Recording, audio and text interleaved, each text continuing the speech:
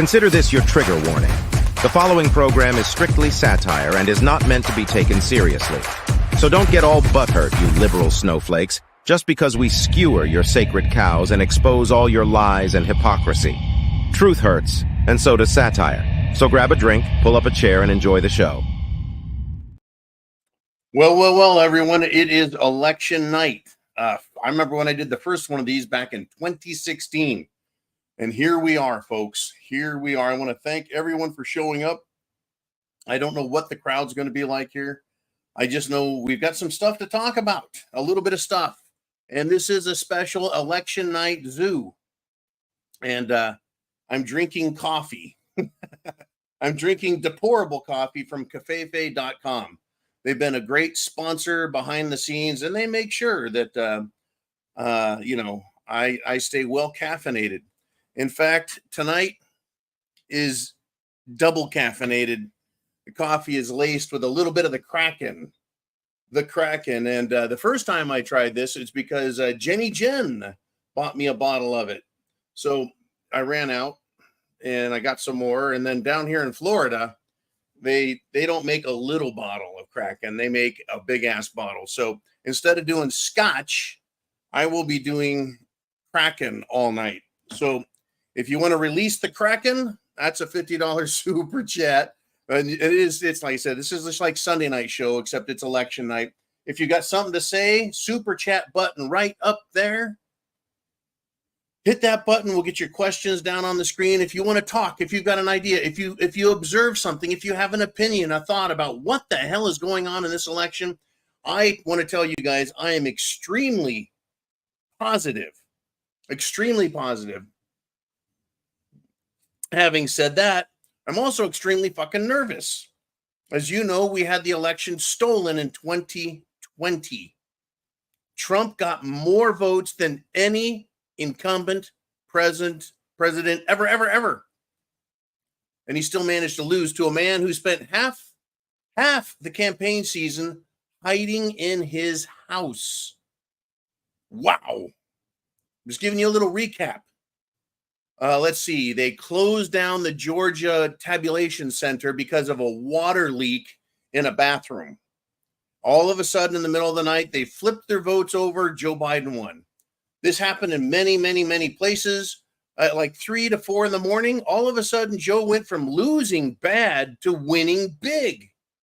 Unfucking believable. Now, this time, folks, this time we all know better, right? Fool me once, shame on me. Fool me twice, I'm going to fucking kick someone's ass, right? We're not going to be fooled again. We've got Jolene in here live. We've got Ooman in here live. And I'm really hoping, folks, we get a big-ass audience and we do some talking. So I have my political team with political commentary on one side, but I really want to hear what you guys are thinking and seeing out there. What I am hearing is that Trump did extremely well on the early voting. More so than he or any Republican has ever done. That was just the early voting. And on the mail-in voting, once again, Republicans don't typically do super great, but they've done super great. But it is election day turnout that really is where Trump did well last time. And we're starting to see those numbers trickle in slowly. So I am not going to give you a play-by-play, look at this stat, look at that stat, but I'm going to talk about things in a generalized fashion. Perhaps here and there we'll get some specifics from you guys. Specifics, like I'm in Florida, so I happen to know that Trump has a commanding lead. If you remember, think about it this way. Back in the year 2000, long time ago, Bush versus Gore. Bush ultimately ended up winning by less than 1,000 votes. Trump right now, the Florida poll is closed, but the finished numbers aren't out. You got to give them a few minutes to count the votes. In Florida, they'll be done by the end of the night. No worries there. Other states, it's going to take them days and days and days. And that was never a problem from 2012 all the way back to the beginning of our country. They all counted the votes by the end of the night. By the next morning, we had all the votes. It is only in 2020 and that we couldn't do it. We couldn't do it. Anyways, in Florida, Trump is up over 1.2 million votes compared to 2020, folks. That is 10,200% better. Let me repeat that number. Not 10% better, not 100% better, not 1,000% better, but 10,200% better. I think he's got a commanding lead. I'm not worried about Florida, but I am worried about, well, Nevada, I'm not worried about. Arizona, kind of worried about it, but there's a lot of good things going on there. Georgia, I'm worried about because they still have the same old Secretary of State who is a rhino Republican, and his name is Ratspermberger. And they're having problems in parts of Georgia. And I'm worried about Pennsylvania. Trump is stomping it in Pennsylvania with respect to mail-in ballots, early voting, and the number of people who have shown up to vote in lines today. They were screaming and yelling on the Republican side, well, yesterday and Sunday and Saturday. Where are all the men? Where are all the men? We need the men to come out and vote. The women have come out and vote, but we need the men. And they're there today. And guess what? Multiple power outages across the state in, well, of course, Republican districts. Voting machine issues across the state in Republican districts. Because you don't have to win every district, and you don't have to win Philadelphia and Pittsburgh. What you have to win is the popular vote within the state, and then you get the electoral college votes. So Pennsylvania has now 180,000 more voters from the Amish community. That's the Amish alone. Trump can win. Trump should win. In fact, I believe there was a voting issue in Philly, and Trump let everyone know. That's right, Donald J. Trump, through his social media, that the police are on the way, that there's a big problem, and that they're going to be arresting some fucking people right away. Serious crime, folks. Serious crime. What it is exactly, I don't know. I don't know. But I tell you what, this isn't child's play. This isn't a fucking joke. This is our country, our world, our lives. Trump has done something that no one has done before. I want to remind everyone, Ronald Reagan, the greatest president in what many people consider our lifetimes, multiple generations. Ronald Wilson Reagan was governor of California. But before that, before he became governor, he was a B actor in Hollywood. He's kind of like a Rutger Hauer of his time, if anyone knows who Rutger Hauer is. But he was a Democrat. And then he realized the Democrats weren't what they said they were. They weren't for what they said they were for. And he switched over to the Republican Party, and he became, right, a fantastic president. Donald J. Trump was a Democrat. Switched over, he said, enough of this shit. They're just not representing me or the country. And Elon Musk was a Democrat. And he said, you know what? They're not representing the country. This idea that Democrats represent the working man, the hard working man, they're for the people. Really? It seems like the people that are endorsing Kamala Harris are either on the P. Diddy list, or they're the dirty politician list, or they're from the fruit salad mix, depending on what color hair you get, or whether or not they're wearing a dog mask, or identifying as a tree or a rhinoceros or a fire hydrant. We've got craziness going on, folks, out there for the Democrat. They don't represent anyone. Joe Rogan, and this was huge news. Joe Rogan, after a big interview with Elon Musk yesterday, decided to endorse Trump. Joe Rogan was, maybe he still is a Democrat or a moderate, but he's voting for Trump. I have listened to hundreds of people now on the internet do videos. A lot of them do, just typing in a little text, I was and now I'm voting. But when someone puts their face to the screen, and you can see, now you can identify whether it's a real person, man, woman, black, white, brown, whatever color, green, it doesn't matter, right? You see who they are and you get to tell, looking in their eyes, if they're full of shit or not, right? Men, women, old, young, rich, poor, saying, you know what? I was a Democrat and now I'm voting for Trump. One girl I just read just about an hour ago said in 2016, I voted for Hillary, and when she lost, I cried. But today, 8 years later, I'm voting for Trump. It's funny how people grow up. It's funny how people figure shit out. Isn't that funny? Folks, it's your show. It's election night. What do you want to talk about right now? Right up there is the super chat button. It is your world, your time, etc., etc., etc. Woo! I'm telling you. Now, the very first election results in, it was not Florida. It was not Iowa or Kentucky. Nope. It was the town of Dixville, New Hampshire. The town of Dixville, New Hampshire. And the election results were a 100% 50-50 draw. Are you guys aware of this? It was 3 votes to 3 votes in Dixville, New Hampshire, right? Now, previously, Biden won Dixville. Hillary won Dixville. Trump got 3 votes, and Kamala got 3 votes. Yes, folks, 6 total people in Dixville. And the Democrats somehow had to count all the ballots. I guess if there were 6 people voting and they were like, okay, it's 3-0 for Kamala, I think the other 3 would know exactly what the fuck happened, right? So interesting, right? You want election integrity, but that was the very first town to say, we're done counting. They did it. And I enjoyed reading about that. But folks, Kamala is very hurt. She is failing at this, right? And so they know they have to cheat. And you'll have to forgive me. I am sweaty. I'm nervous as fuck over this. It's funny. I'm 99% confident, maybe 98, super confident Trump can win this and defeat the cheat and to stop the steal and to eliminate the legal bullshit and to get over the top of the media. In fact, the mainstream media is not positive. They are not giddy.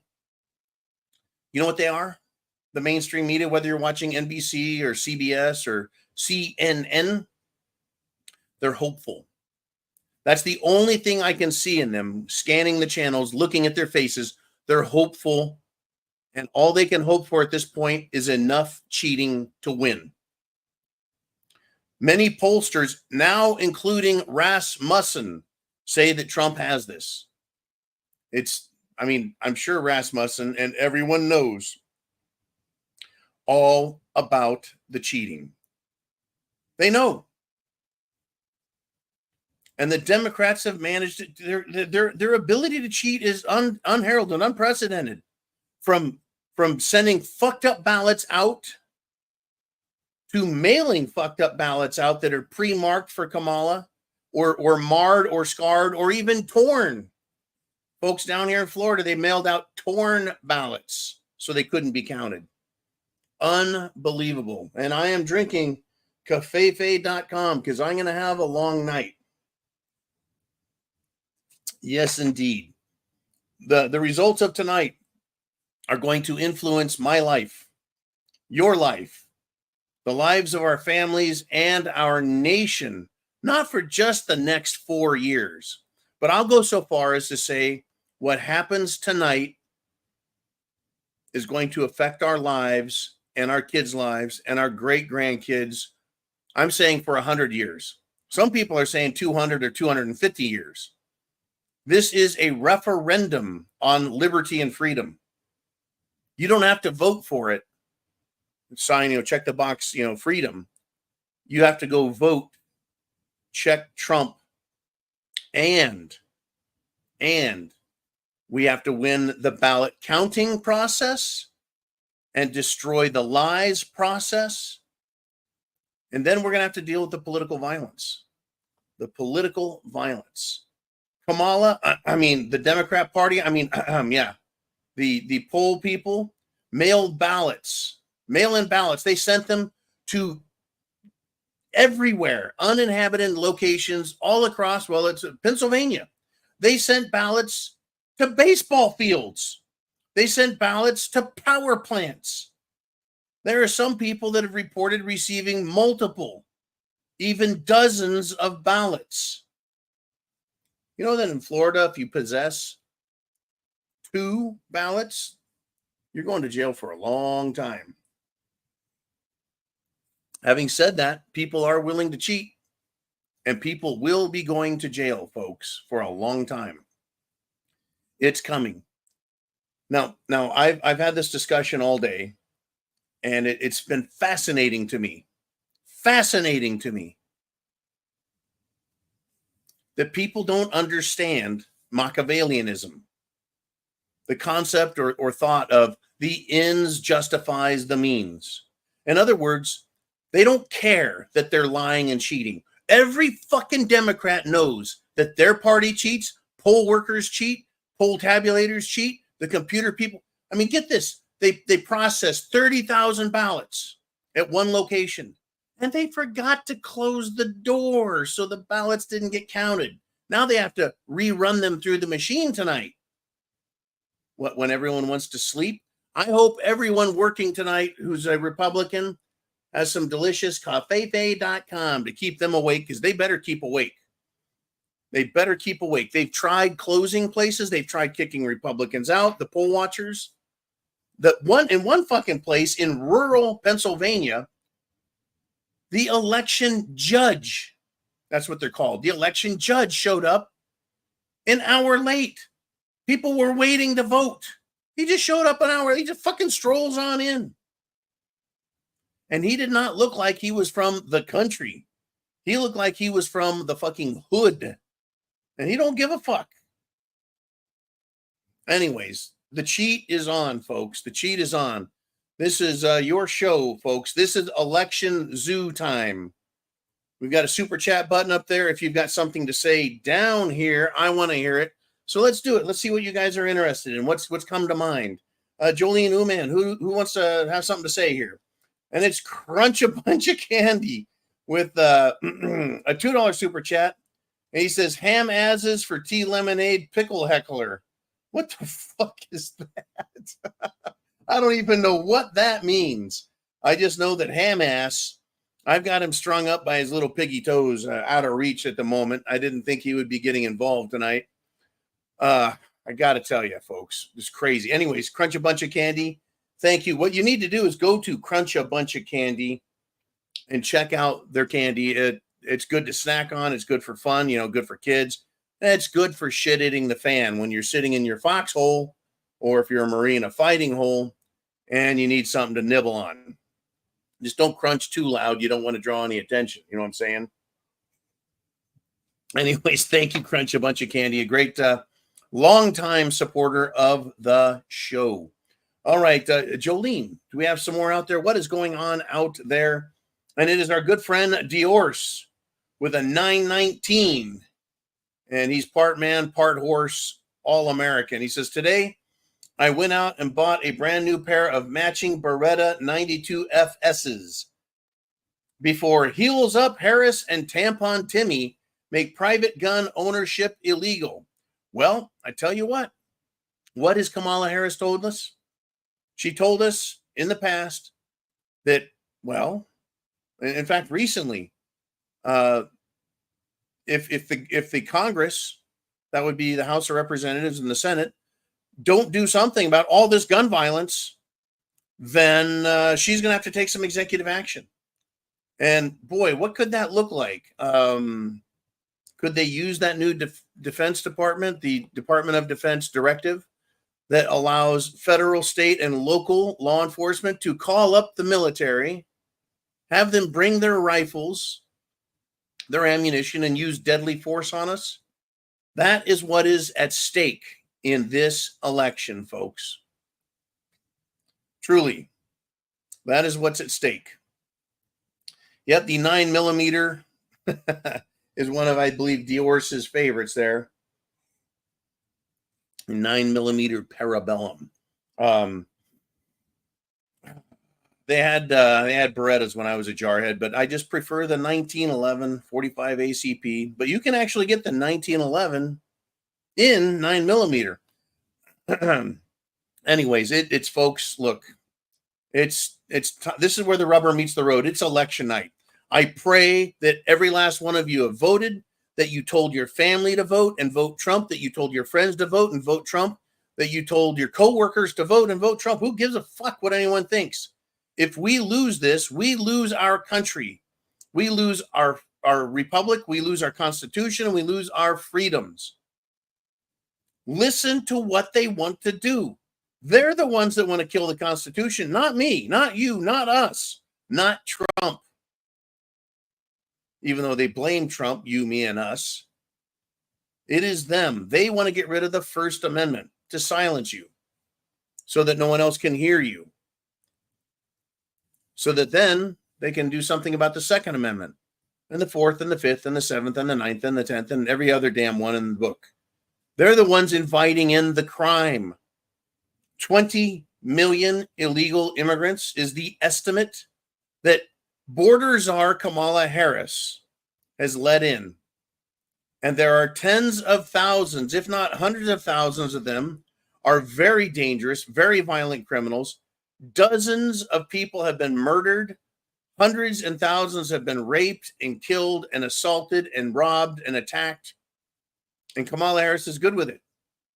And she wants those people also out there, those 20 million people, she wants them to go vote. I'm going to guarantee that the Venezuelan drug gangs are not voting. But they may only be 5, 10, 20,000 of them. They're voting, folks. Their voting is canceling ours. Where the fuck in the world does that make a lick of sense unless you want to destroy this country and take it over? That is what's at stake. That's why this has to be so big, so viciously, hugely big. I'm willing to bet, folks, that since the government invited them in, Kamala invited in the illegals, she sent them to houses, to apartment buildings. She sent them into hotels.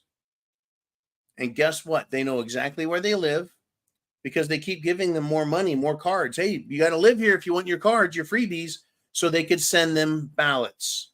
And I fucking doubt they sent just one ballot. I doubt that. I doubt that. I'm sure she sent multiple ballots to them. They may have even sent letters that said, you will fill these out. They're probably already filled out and just told, go put them in drop boxes. Go put them in drop boxes. Right. It's crazy, folks. I mean, stopping the steal, we've all got to be involved. We've all got to support the efforts. And I will ask you, even at this late hour, join in the efforts if you can. People are trying to vote. Take them drinks. Take them food. Take them fucking chairs to sit on because they're being forced to stand in lines. In Arizona, one of the tricks they did was they gave people 4 pages to vote on. It takes so long to get through those 4 pages that the voting is extremely slow. People are having to stand in line 3, 4, 5 hours and more. That is how bad this is getting.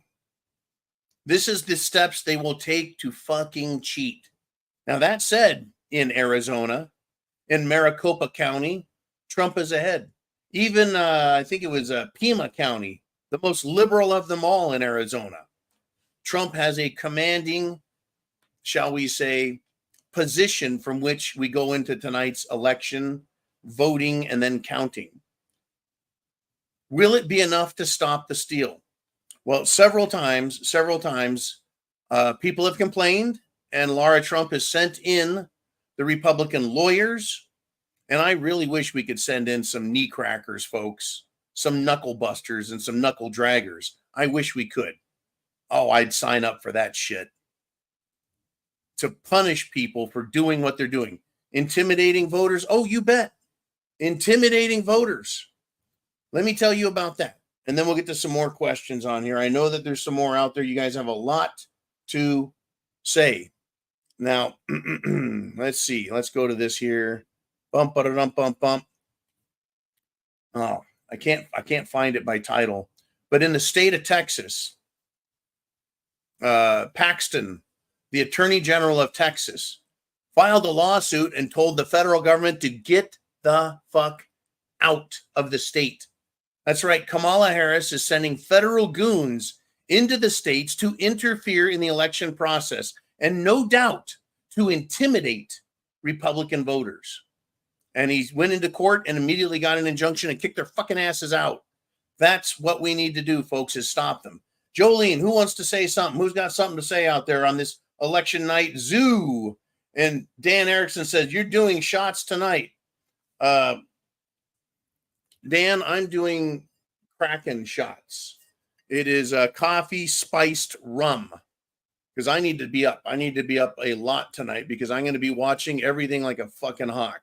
I'll be making my calls, my phone calls, my messaging, telling people what I think needs to be done where I can. I got people all over the country. So, yep, these are the shots I'm doing. A little bit different than scotch.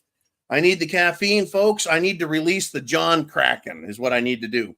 Anyways, thank you, Dan the man. You and I, we all have stepped up and done everything we can, but there's still more to do.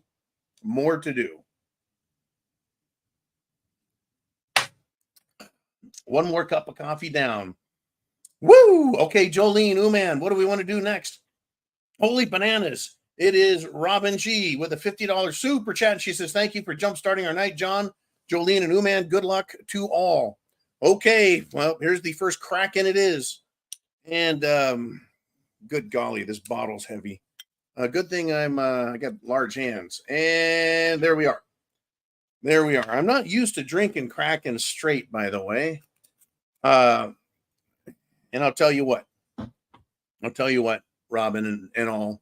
This is going to be one hell of a fucking night, I got to tell you. One hell of a night.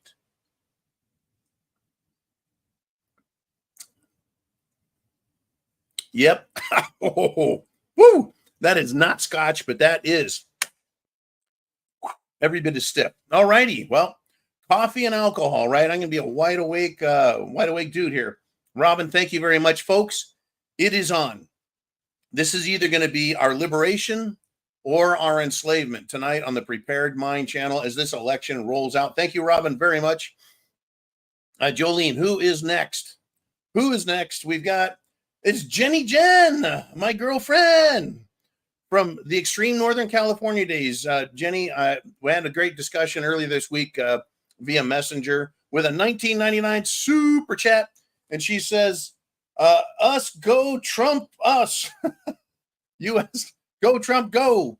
I tell you what, Jenny, say hey to Gray for number one. I love you, number two. You've always been a great supporter, and I'm glad you're doing well. But we all, folks, it's no longer just about us. And this is what kills me with freedom and liberty, is it should be just us living free. Government serving us, taking care of its small functions, and then we just need to worry about us. Right? Man just needs to worry about his business, and Jolene needs to worry about her business, and I need to worry about me, and you worry about your business. And you get to worry about, let's see, life, liberty, pursuit of happiness, property ownership, paying a tiny, tiny, tiny amount of taxes. But it's not that anymore. Now we have to worry about this, I'm going to use the term juggernaut of a government, a leviathan, a monster that threatens us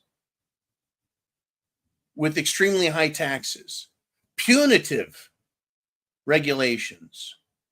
They'll come and take your fucking pets and kill them. It's incredible, right?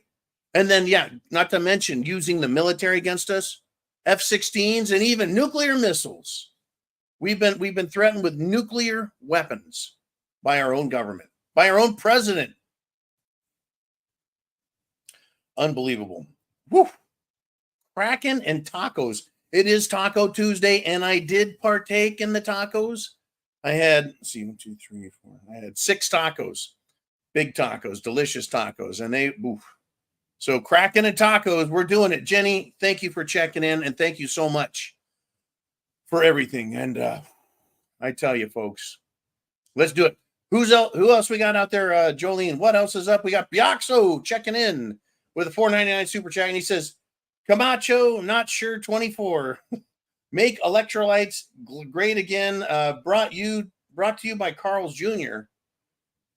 That's a lot of code words in there, man. I don't know what that one is. Make electrolytes great again. I drink, let's see. There's this stuff called Liquid IV. And there's a bunch of brands that are like it. It's just like super fancy ass Gatorade. Because in the great state of Florida, when I'm out working, after 0 dark 30 passes and I'm out driving around and going to job sites and working, I sweat a lot. You start to get cramps in your hands and legs, right? Electrolytes. But I guess Carl's Jr. is doing that. Camacho. Okay. Thanks, Biaxo. Thanks for all the great code words, man. Look, top secret. Guys, don't tell anybody, but I've already been drinking. So take it easy on me. Really, take it easy on me. Okay. Darcy T is checked in with a $50 super chat via PayPal, I believe, because that's how she normally does it. I guess that means I get one of these again. And I tell you what, the old Kraken hits differently than Scotch. It's funny, right? Some people are bourbon, some people are Scotch, some people are vodka, some people are tequila.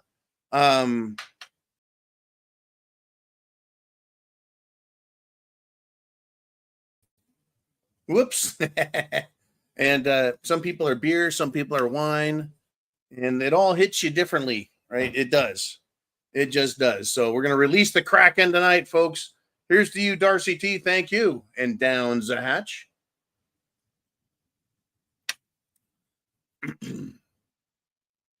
Woo! All righty. I can feel the tentacles grabbing my mind. All righty, Jolene, do we have something from Darcy T? She got a question for us yet? Or is it on the email? And I got to, oh, there it is. There it is. There it is. And Darcy T. Oh, you're not going to believe this. Darcy, please email that to me again. You're not going to believe this. The email service just erased it when I hit the button. So while I'm waiting for Darcy to resend that, I want to tell you of this quote by Benjamin Franklin. It's one that I frequently misquote, or rather add a little bit of prepared mind color to it. But I want to give you the quote by Ben Franklin directly. His words, folks, quote, democracy is 2 wolves and 1 sheep voting on what to have for lunch. Liberty is a well-armed sheep contesting the vote. Does that or does that not sound like our world we're in? Right? 2 wolves and 1 sheep voting. Well, if they'd use the vote and then say, we're going to kill you, guess what you still have? That's right, our Second Amendment. Our Second Amendment. Because we're being promised that we will be coming, they'll be coming after us. If Trump wins, we win. America wins. Our Constitution wins. The Republic wins. But the left, their foot soldiers will go nuts. They will go nuts. They've already promised us. I got it, Darcy. Thank you. Thank you. Thank you. They will go nuts. We had one guy, he created a bomb type device. He attached it to a drone, and he says he's going to fly it into an electrical substation. I have heard people say that they are going to go kill Trump and Trump's Christian followers. That person's now been arrested. There are other people who are a little more subtle, a little softer in their violent threats of death, destruction, mayhem, and murder. One of them was a rather attractive woman, 30-ish or so. Looks like she's been to the gym, does her hair and makeup. She went on, I think, TikTok or maybe it was Facebook or Twitter, one of those fucking things. And she basically said, we're coming after you guys. MAGA is going to die, and so are you. And I thought, this is a rather vicious bitch. Who does she think she's talking to? Anyways, folks, we need to be well aware of what's going on. Now, Darcy T says, I hear that the Democrats plan to bring in volunteers from the United Kingdom's Labour Party to help with the election. Do we know if they did that, or was it supposed to piss off the conservatives? Well, number one, Darcy, it actually did piss off the conservatives. It pissed off Trump. It pissed me off. It pissed off everyone who heard about it. Now, immediately, and I mean immediately after being pissed off, the entire Republican Party under Trump, Laura Trump, the RNC, and everyone in every state that heard it said, that is foreign interference in our election. You will not bring in foreign people to help, to intimidate, to process, to do anything with our election. They're fucking foreigners. Now, if they want to lend their verbal support, fine. But yeah, that was interesting. The United Kingdom's Labour Party, meaning their socialist party, they want to destroy America the same way they destroyed their own country. Right? The last name of the mayor of London is Khan, Khan. London in England has been overrun by foreigners, period. And I am sad to admit, sad, folks, sad to report that in the nation of Japan, they have brought in and finally have at a school a principal who is not Japanese. And there's just an instructive lesson here. So he looked to me to be either Hindi or Pakistani. And you know what he said? The problem with Japanese schools is there's too many Japanese people in them. Are you fucking kidding? It's Japan. America is supposed to be a melting pot of countries that have lawfully immigrated here over the course of 2.5 to 3 centuries. Right? The first people here were English, the Mayflower peeps in North America. Then the French, Dutch, Swedish, Germans, Scotch, Irish, right? Yeah, there's a good diversity here. And if you didn't work your ass off, you got fucking killed or you starved to death. So, yeah, they also learned to work really hard. Japan is not like America. It never has been. There's no need for people to migrate there massively. And they have a very strict control on that. But they finally let someone in who isn't Japanese into a school. That's the first thing he wants to do is destroy everybody. Destroy. We don't need the British here, the Labour Party, to help Kamala out. We have enough of our own communists here. Thank you very much. Fucking people.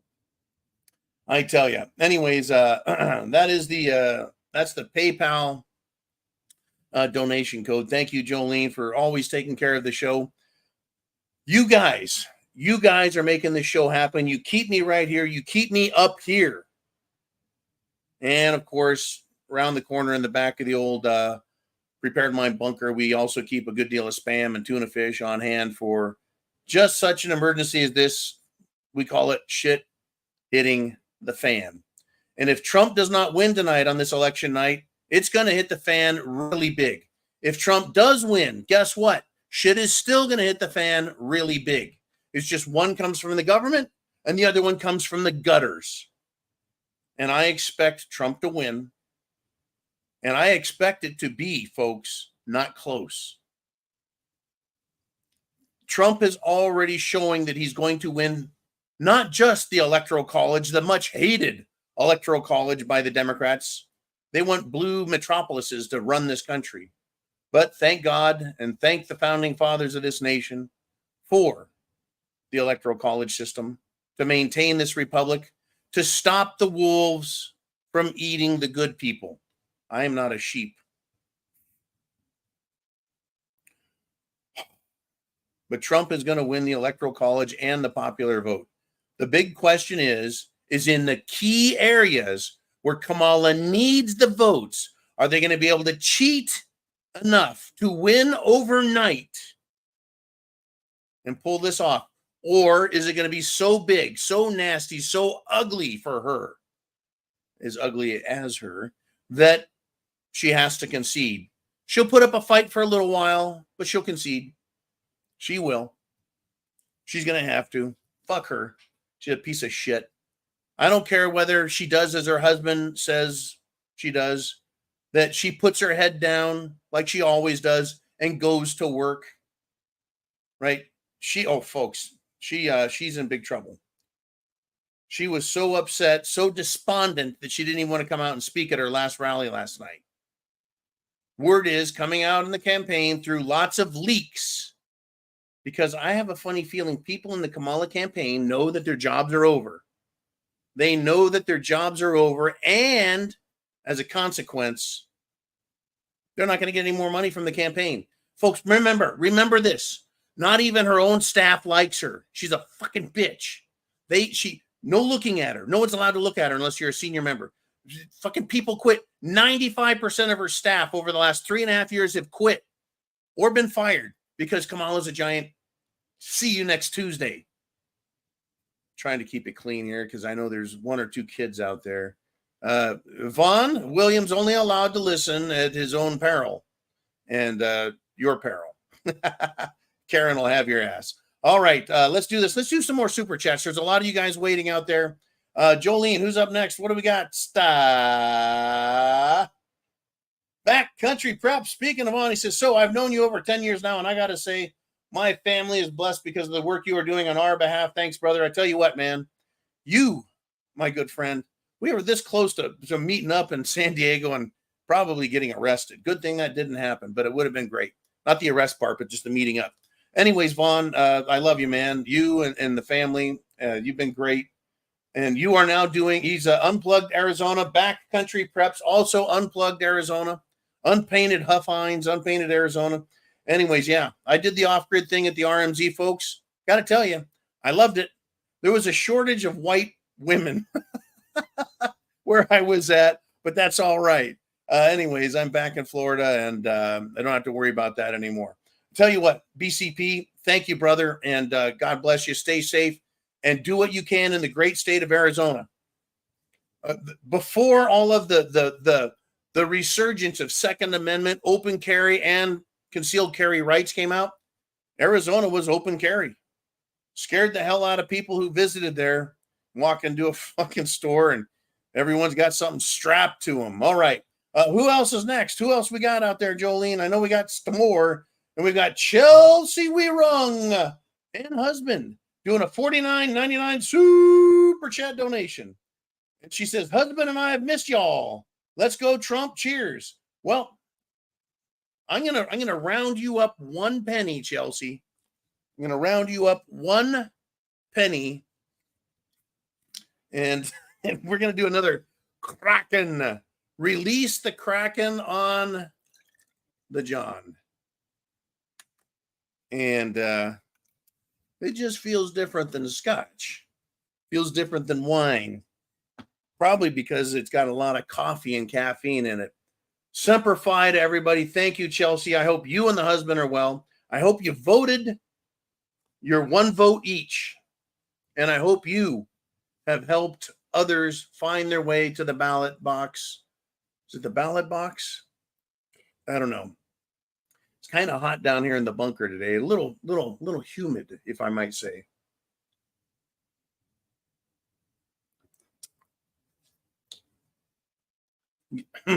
You drink the Kraken a little different than scotch. Not quite as smooth. It's got a little more of a bark to it. All right, I've got a CashApp $5 super chat coming. And thank you, Chelsea and husband, for all that you have done for the show, behind the scenes, in front of the scenes, around the side. Anyways, Heidi did a $5 super chat. So she's got a question coming at some point. Just fling it on up there whenever we're ready. If you have it already, if not, we can expect Heidi to say something. She's up there in the extreme Great White North of Minnesota, another hotly contested state. Not a lot of discussion about Minnesota, except that that's where Twinkle Toes Tampon Timmy is from. That's right, the horse gobbler himself. Woo! You can feel that cracking, man. It's cracking my head. All righty, let's keep rolling. Jolene, who's up next? We got Nancy Keg, my sister from another mother, with a $10 super chat, and she says, sorry to say, but I voted my first time again today. Last time was in the 70s. Nancy, I couldn't be more proud of you. I couldn't be more proud of you. Don't feel guilty for not voting in 2020, 2016, 2012, 2008, 2004, 2000, 1996, 1992, 1988, 1984, 1980. It was back in the 70s. You know I love you. But I'm glad you voted today, because this, if I had to tell you, Nancy, if there was one vote you could make in your lifetime, it wasn't in the 70s. I mean, who were you going to vote for? Tricky Dick? Right? Jimmy Carter? There's not a lot. You had 76 and 72. That was it. That was it for the 80s, or the 70s rather. But I'm glad you voted today, because this is the single most important election ever. Now, before this, the single most important election was 2020. And before that, the single most important election was 2016. The reason? Stop Hillary Clinton. That old witch. Kraken does not like chicken tacos. All right. That was important. Defeating Hillary. I hate that bitch. 2020, it was the next most important. And look at the fucking penalty we're paying. 20 million illegals. Tens of thousands of terrorists, drug dealers, rapists, murderers, kidnappers, extortionists, because of Kamala Harris. And that bitch is up next. She is up next. Not good. If we lose this, we lose our nation. Nancy, I'm glad you voted again. I'm very, very, like I said, very proud of you. It's not easy to vote. It takes time. You have to think about shit, right? But it's your civic duty, and I'm really glad you did it, Nancy. Thank you for sharing that with all of us. That's how important this was, right? It got you up, it got you out, it got you voting, and I am proud of you. I really am. Thank you so much. Next on the super chat zone, who do we have? It's Diorce again with a 919. He says, other people have brought this up in the chat, but don't forget about the late Peanut the squirrel. This is fascinating. Fascinating. Peanut the squirrel was not a wild animal. He was not a dangerous animal. You can own a Rottweiler. They look really mean. They're actually cuddly and stuff. You can own a German Shepherd. Smartest dog on the planet. In my opinion, bar none, smartest dog on the planet. German Shepherd, on command, will chew your fucking throat out. Or lick you. Right? Now, Pit Bull. There is a dangerous dog, or they're the most cuddly, lovable dogs ever. You don't know what you got until it's either licking you or biting you. Same story, right? But squirrels, not particularly dangerous. They tend to run like hell from humans, but a man rescued an infant squirrel, named him Peanut, nursed him back to health, nursed him to life, raised him as a pet for many, many, many, many, many, many years. The man and his wife rescued a raccoon. They named him Fred. They rescued pets and animals. That was their thing. I mean, people that love animals to that degree, and I'm going to be frank with you, they drive me fucking nuts. They drive me fucking nuts. I have met rescue people. They drive you fucking nuts. They love animals so much, they'll drive you fucking bananas. But their kindness, their heart is like the Grinch, where it grows and it grows and it grows. They're just so full of love for animals that it'll drive you nuts. But they don't hurt anyone. They help every single animal they can. whether it's cats or dogs, horses, livestock, doesn't matter. That's what these people did, and their hearts were full of love. And Peanut, God rest his soul. I hope there's a big squirrel nest full of frickin' acorns in heaven somewhere for the little guy, right? He was a pet, not a wild animal. And there are numerous videos all over the internet where people have deer and foxes, raccoons, all kinds of animals that come to them, ducks, right? They become accustomed to loving a human and loving other, like I said, deer, loving other human, loving the pets, right? Like a dog saved a little fawn, baby deer. They grew up together. They play. They know who each other are. They're not fucking retarded. They're animals and cute and fuzzy and soft. It's not quite Disney, but it's close. It's close. Right? So what happened? What is this Peanut the squirrel about, Mr. Dior's? Let me tell you. This cute little freaking squirrel. Right? Peanut. I've seen him lots of times before all this shit happened. I've watched Peanut. I've hung out with the Peanut show. I was like, what the fuck is that squirrel doing in the house? The squirrel got in the dude's house. It's jumping on him. I'm like, oh, wait, it's a pet. Right? I had friends, had chipmunks. Chip and Dale. Fucking Chip and Dale. Funny as fuck. Right? In their house. So this Karen, this Democrat woman, she had to be a Democrat because she not only called multiple times to get animal control in the state of New York out there. From the state of Texas, this bitch called until she finally got them to come in, investigate, get a warrant, hold everyone hostage like they're fucking criminals. We got 20 million criminals cross the line, and they're like, we're looking for squirrels. We're looking for squirrels, right? They go arrest the squirrel. They steal the squirrel, and they're going to check the squirrel for rabies. So in order to do that, you got to kill him. And I believe you got to cut his fucking head off because rabies affects the brain. It makes animals crazy. Rabies does. So they had to do a biopsy on the brain. And that means cutting little fucking Peanut's head off. Squirrels rarely get rabies. Rarely. It's not like it's a bat or a skunk. Skunks get rabies. And people have skunks all the time as pets. They remove that like a stinky shit scooting gland, out of their butt. But yeah, once you do that, you're pretty safe with your skunk. Basically, they're like a goofy looking cat. Rabies is kind of like mad cow disease, except that you get angry and they bite you, right? Rabies, and they can transmit the rabies that way. But here's the deal. These fucking liberal bastards that have jacked themselves up by just getting multiple fucking jabs and boosters all over the place. They're putting stuff in their bodies that causes clots. These clots get stuck in their brain, kills parts of their brain. They become nuts, in my opinion. I'm not a medical doctor. They're becoming rabid, folks. They're becoming violent. These Democrats out here. They're the ones with a form of fucking rabid mentality.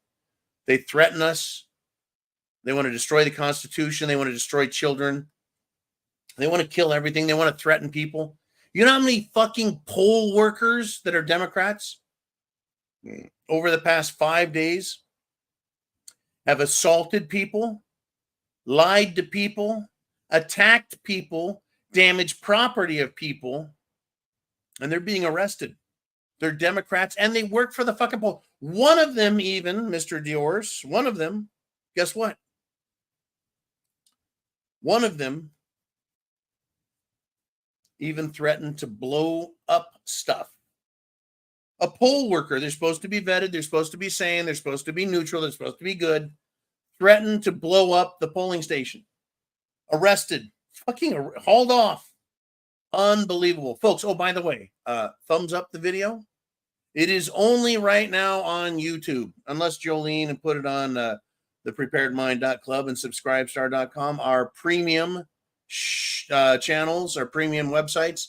And the preparedmind.club is our Thank you, Jolene. She just said, I did. Those are our premium websites where you can support the channel directly and then show up Monday through Friday under normal conditions to talk live on the daily broadcast. But this being the most important election, not only of our lives, but in the context of our national life, our country. Right now, George Washington, Ben Franklin, I got to name some more. John Paul Jones, Paul Revere, Sam Adams, John Hancock, John Henry, John Patrick, Patrick Fitzhenry, Henry Fitzpatrick, all those founding fathers, folks. Thomas Jefferson, John Adams, Alexander Hamilton, James Madison, just incredibly brilliant philosophical minds. They created this country, and now we are on the brink of losing it.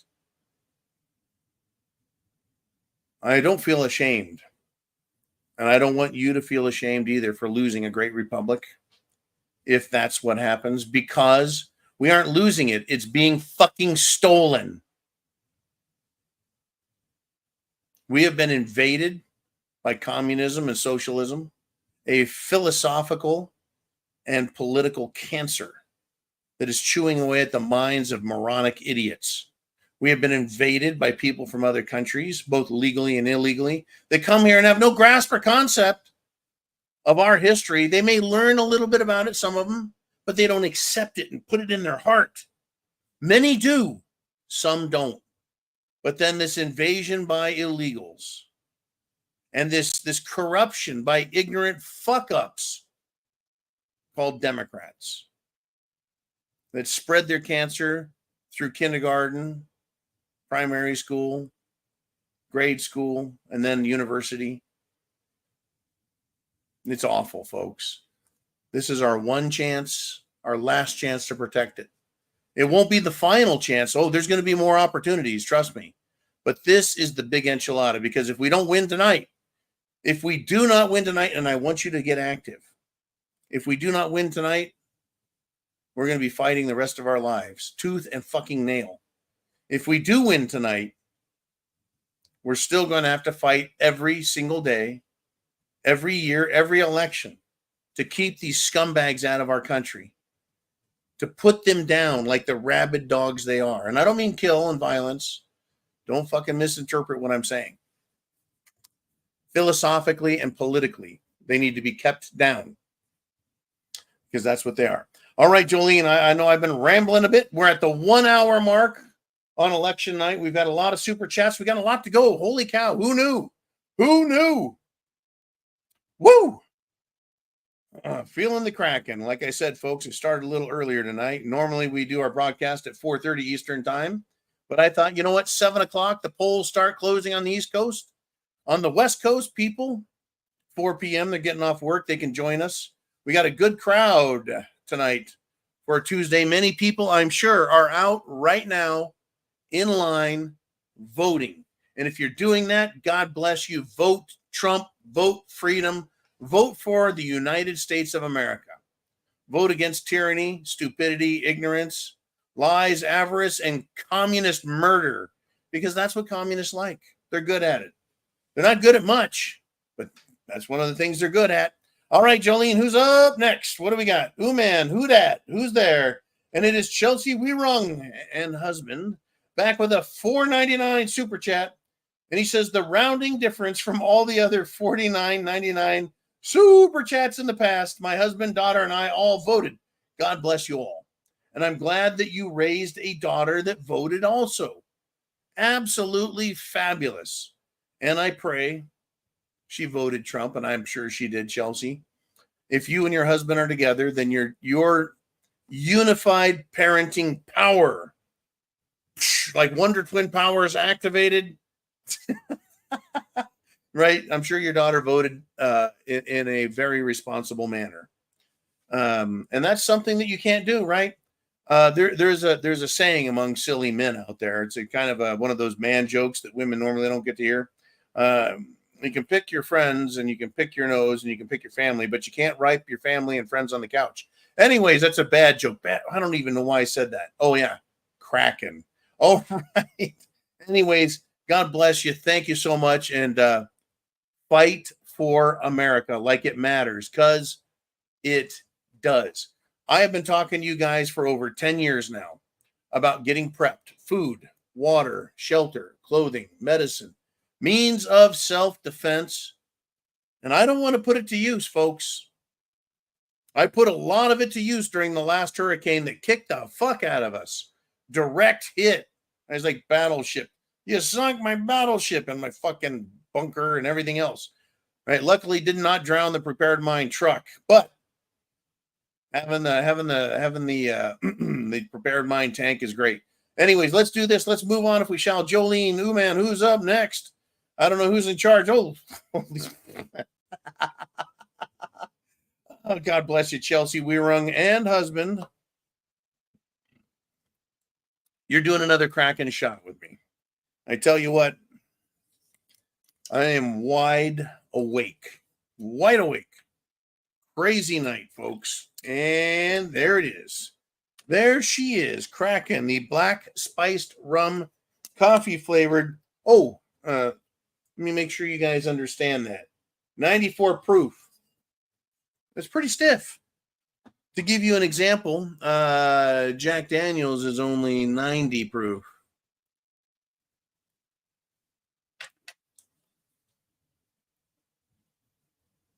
I'm starting to like that stuff. All right, Chelsea. She says, vodka, tequila, wine, beer. Doesn't matter. It's all good. You know, as a Christian, we're told all things in moderation. Where was I going with that? Oh yeah, all things in moderation. Remember COVID? Remember cerveza bug? Remember we were told that if you smoke, it reduces the effect of COVID and your ability to contract it. I thought smoking was bad, right? Like the Mormons and other religions are like, don't smoke, it's bad. Don't drink, it's bad. I'm like, wait a minute. If smoking is good and stops COVID, how good is alcohol at doing many, many, many, many things? And I'll tell you this one more time. And maybe some of you haven't heard it. And by the way, please share the internet address up there. Don't forget to share that shit. It's election night. We got a lot to talk about, and I'll stay here as long as you guys want to chit chat. I don't know what's going on now, because since we started talking here for the last 1 hour, I don't know. Maybe something bad has happened. I'm sure Lily will tell me if something really bad goes nuts. But hey, back to the thing about about vodka, tequila, wine, beer, right? Alcohol, painkiller, alcohol, antidepressant, alcohol, relaxant, muscle relaxant, sleep aid, antiseptic. It does all kinds of things. Floor cleaner, dish cleaner. It's all good. As you say right here, it's all good. Anyways, Chelsea, I appreciate the great support. We need it. We are fucking hurting here. In the great state of Florida, which is a great state, the inflation is kicking my ass. Unbelievable, folks. And it's Kamala Harris. It's the Democrat Party. And this election is not just about guns. It's not just about free speech. It's not just about inflation. It's about everything. It's about freedom and liberty, and you being able to live your life as you see fit, to travel where you want, live where you want. America is a big country. To think what you want, to say what you want. There's so much to this life. And the Democrats want to take it all away and have all the power for themselves, because then they feel powerful, like kings and queens. To me, they're more like devils. Devils. All right, Chelsea, thank you so much. Great, great, great support for the show. Let's move on. And it's Dan the Man Erickson with a $50 super chat donation. Ooh-man has sent me a broadcast election update.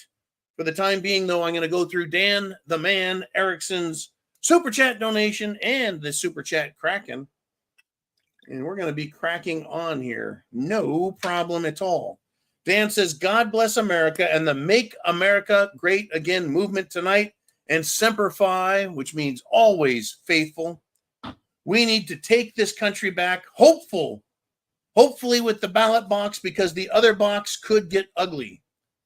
And that other box is called the bullet box amongst us that are in the know.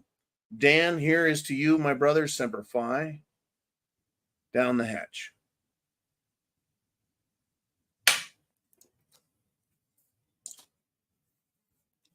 And that's been an old saying that Dan brought up. It's either the ballot box or the bullet box. It has never been a threat of us Republicans to say those words. It has always been a silent, quiet, guaranteed consequence. And I want to wax eloquently as much as I can, but that's just it. Some of us are a little more crude, and we say things like, you can have my gun when you pry it from my cold, dead fingers. Other times, we recite line and verse from the Constitution and the Declaration of Independence. I strongly recommend you get this book. It's very small, yet like life, right? A baby is born. A woman conceives and brings an infant into the world. He's very small. But every man, every woman grows up into a significant individual, capable of so much more, right? And that's what we do as humans. We become bigger than ourselves. We can do so much. And that's what the Constitution was. It was just a few words written on a piece of paper, the Declaration of the Constitution. And it became this country that removed restrictions from people's lives and allowed us to live bigger than we could otherwise and create the world's most prosperous, free, beautiful nation. We had our problems along the way. I'm not going to lie. I understand. I get it. The Indians, slavery, yada, yada, yada. I don't want to fucking hear about it because we got past that. We've grown up through all of that to the point of fucking tyranny again. And here we are. And it's always been there. As Thomas Jefferson said, from time to time, the tree of liberty needs to be watered with the blood of patriots and tyrants. Here we are. We're that fucking close. That close, folks. When I hear billionaire investors, when I hear billionaire hedge fund operators, when I hear egg-headed investors, economists, nerds, accountants, because I talk to them and listen to them frequently. God bless them. They're needed. When I hear them talk about civil war, the need to prepare, you know we're that close. But in 2024, folks, we are now this close. See that? I can hold my fingers a micromillimeter. We're that fucking close to civil war. I'm not going to say economists and all those people I just recited are dumb. They're not. They're fucking smart. They get it. They know the rules and the history. They're not like me. They're not like some crude, large person, right? They're very smart. They see what's going on and they recognize it for what it is and they're prepared, right? Whether you're talking about Dunnigan Kaiser, everyone should know who that is, or Lynette Zhang, you may know who that is. Whether you're talking about a guy I've spoken with a few times, Dave Kranzler, very nice fellow. A lot of these nice fellows out there. I've spoken briefly with the silver guru, David Morgan. Had a couple of interesting conversations with a lot of people out there.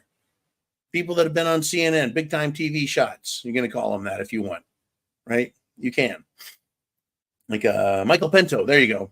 Anyways, these smart people, they're like, dude, we're in big fucking trouble right there. That's when we move from ballot box to bullet box if we don't win this fucking election. Once again, I am not telling anyone to do anything dangerous, harmful, irresponsible. I'm not telling anyone to do anything illegal, unlawful. No.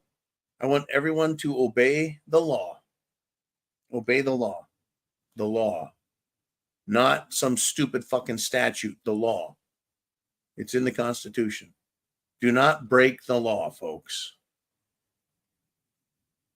Okay. This thing about doing unto others as they would do unto you. All right. Anyways, Dan the Man, thank you, sir, very, very, very, very, very much. And we're going to move on. I want to take a look at this map that Uman sent me.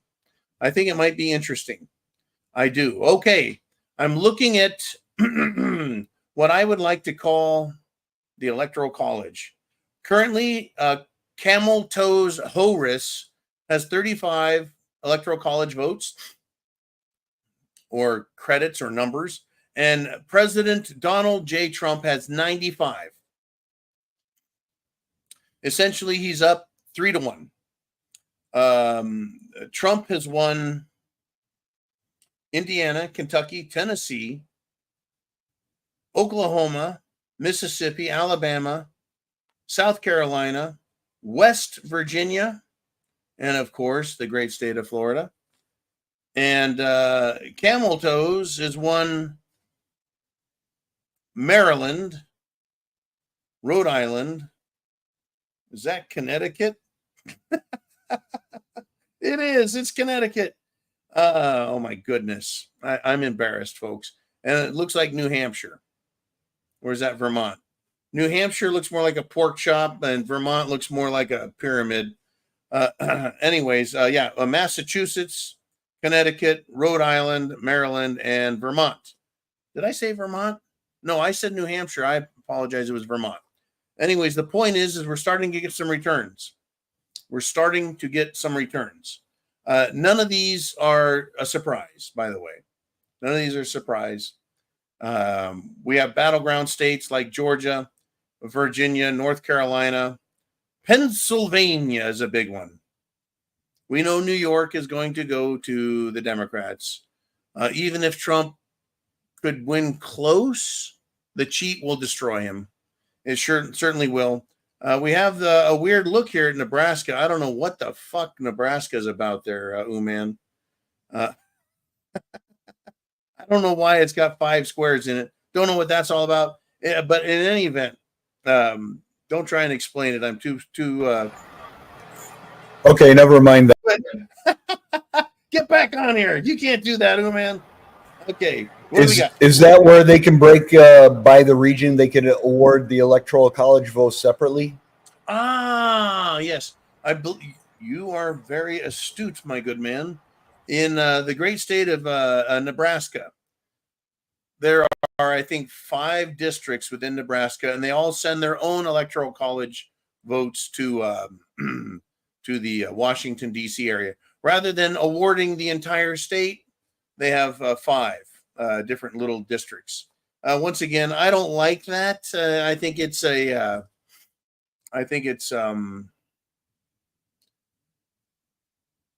disloyal to the Constitution. I really do. This winner takes all. That's a big deal in the state of California, New York, Illinois, states with large metropolises still, like even Washington and Oregon. You know, if it wasn't for Portland, Oregon would be Republican. If it wasn't for Seattle, Washington would be Republican. You see what I'm saying? It's just the one city is enough. But if you only gave them, say, 5 out of 8 Electoral College votes, parts of those states would go to Trump. Instead, they get all. It is a winner-take-all system, but there are 55 states, right? Anyways, thank you for reminding me of that, Uman. It totally slipped my mind, right? But very interesting information coming up. No big surprises yet, but it's coming, folks. There's going to be surprises. Please do not forget that the Democrats love to piss us off, even though they're losing very, very, very badly. And they don't like that. They do not like that. Right? Like the fruitcake in Michigan. This guy had 2 Reddit accounts. One was called Shoot Up Trump Rally. The other was called planning to shoot Trump. What an asshole. What an asshole. Literally. He's been arrested. If Trump were to win an election, he was going to try and make good on his threats. Crazy stuff. All right. Jolene, what do you want to, what's up there? Who is up next? Woo! It is an election night 2024, folks. And we got a clarification from Biaxo. Biaxo, I appreciate this. Speaking in code can be rough on me. It can. He says it was a joke about the movie. Idiocracy. Right over my flat top, brother. He said Camacho was the president and not sure was the main character. You have mentioned that movie before. And now I can't remember what you said earlier. Yeah, the movie Idiocracy. It was at one time one of the most ridiculous comedies ever. It bordered on stupid.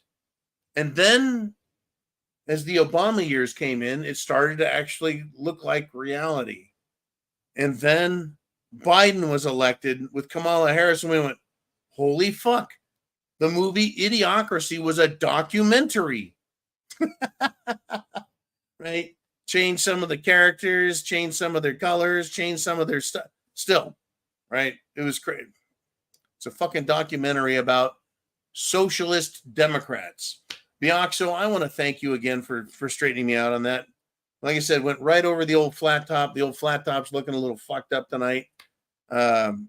It just is. Anyways, you guys, Ooman is going to keep us informed about what's going on. We're at, what are we at? An hour and 15 minutes. It's flying by.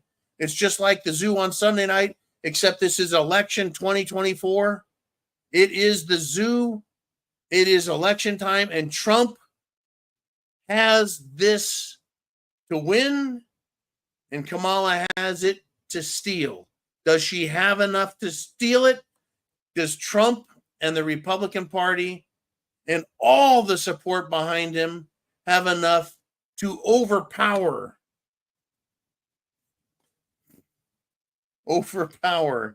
Okay, man. Overpower the cheat, right? I sure hope so. Okay, Jolene is on board. Ooman is going to step outside. He says he's going to take a look around, listen for gunfire in the great city of Chicago, Illinois.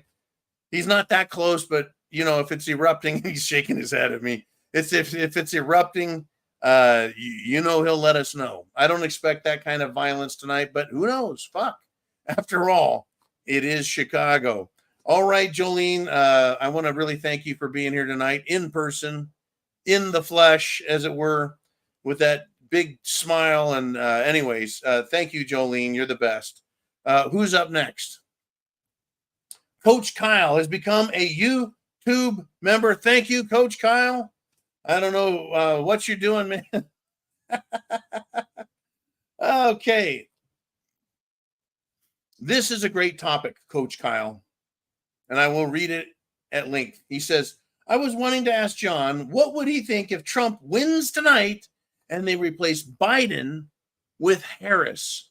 Great question, my man. You see, Biden has been a president excommunicado.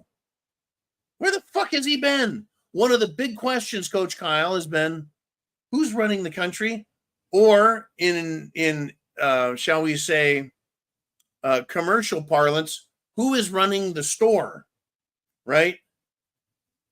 It's absolutely incredible. Where the fuck is everyone, right?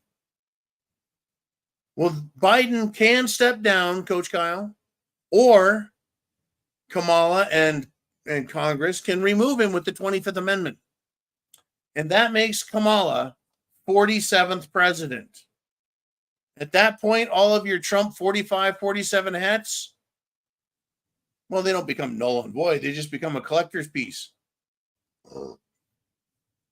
She can become the first female president, the first president who is not black, who pretends to be black. Remember, Barack Obama claims to be the first black man as president. As if color fucking matters. What matters is political philosophy. Now, Kamala can be president. If she loses the election, loses the electoral college vote, does not get inaugurated, her term is done. She will have been the shortest lived president ever. Now, there are other short-lived presidents. Let me go through them. Gerald Ford. After Nixon resigned, Gerald Ford stepped in and finished up his term. He was a president, Gerald Ford. Before that, we have LBJ, Lyndon Baines Johnson. After Kennedy took that headshot in November of 1963, he wasn't short-lived, but it was for a short period of time until he was reelected. That's right, LBJ was reelected. Before that, we had FDR, who was, shall we say, succeeded by Harry S. Truman. And by the way, the S in Harry S. Truman stood for S. Before that, they tried killing Teddy Roosevelt and failed. I think they shot Howard fucking Taft, did they not? Can't remember. Did he die or did he live? Doesn't matter. Let's go. let's go back to President Johnson. He succeeded Abraham Lincoln. That's right, he sure did. After Lincoln was shot in the Ford Theater by Booth, and Kennedy was shot while in a Lincoln. So there's this whole Lincoln Kennedy thing. Anyways, let's leave that alone. Let's put that aside. That's the Kraken talking. We don't need to hear that. All right. So if Trump wins tonight and they replace Biden with Harris, not a lot changes, Coach Kyle. What matters is who wins the election and who gets the most electoral college votes. That's really what matters. Now, Kamala Harris would become President 47. She would have executive authority as President of the United States. That does not include the president, the power to conduct war. No. Only Congress can declare war. But I guess she could use her executive authority to bomb the living shit out of people she doesn't like. She can give money away like it ain't nobody's fucking business. She can do a lot of things that she can't do right now that Biden could or can. So it is a scary moment for us, I think, Kyle. It's a scary moment. But she can't say Trump didn't win. What she can do is declare a state of national emergency, and she can unlawfully and unconstitutionally, trust me on this, it is both unlawful and unconstitutional, but she can do it. She can declare martial law, suspend the Constitution. Abraham Lincoln did that very thing. He suspended portions of the Constitution during the Civil War. And it is for that reason and that reason alone, I have lost any and all respect for Abraham Lincoln. I don't care if you put that motherfucker on a penny or a $5 bill. I do not like Abraham Lincoln for those reasons. I like him for other reasons, but I do not like him for those reasons. And he deserves to go down in infamy for what he has done. He set a precedent, a dangerous precedent in this country. And then the Act of 1871 compounded the problem. In any event, I know I'm getting a little bit down into the fucking weeds on law, history, politics, and the American Constitution. But here's the deal. If Harris were to pick up the presidency because Biden slips, falls down the staircase, chokes on a fucking hot dog, gets tangled up in a tricycle, and dies, well, that wouldn't be good, would it? Because Kamala would get more authority. She would get the coveted title of President of the United States. She would become the first woman president of the United States. Who gives a fuck? She's a fucking retard. She hates this country. She's a socialist raised by a fucking Marxist. She's a liar, a bullshitter. I mean, today she pretended to take a call on her cell phone.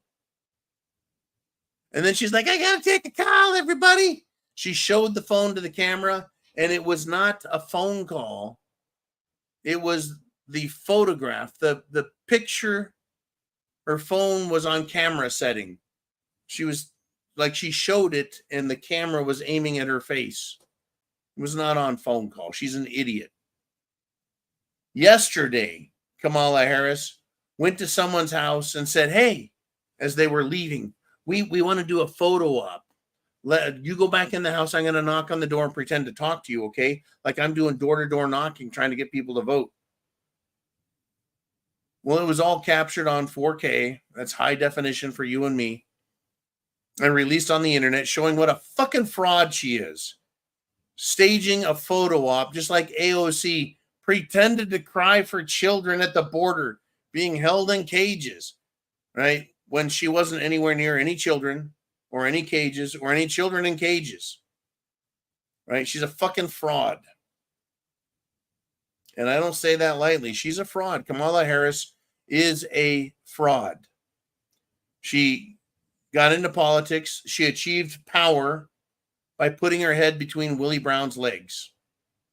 Literally, as her husband, Doug Emhoff, said 2 days ago, as she always does, Kamala Harris puts her head down and goes to work. And I don't say that to be fallacious. I don't say that to be shocking. I say that because that's what she is. She is a whore. A whore. All right, folks, that's what we're doing. That's what we're dealing with. We're dealing with an imperfect man who loves America and has a good plan. We're dealing with a very, very, very imperfect woman who is a whore and hates this country. Who are we going to put into the Oval Office? Who is going to save this country or sink this country? You guys are up next. It is your show. It is a special election zoo time. Tuesday Night Live. What do we want to discuss? Jolene, who steps up next? And we got Dan, the man Erickson. He says, glad we're here and having a few drinks together. Way less stressful than watching Fox News or any other BS channel. I hear you, man. I hear you. You know, I thought, what the fuck am I going to do tonight? Literally, what am I going to do tonight? As I was working my way through the day, I'm like, you know, I've been dealing with these construction projects. I'm like, what am I going to do? Fucking election. What am I going to do tonight?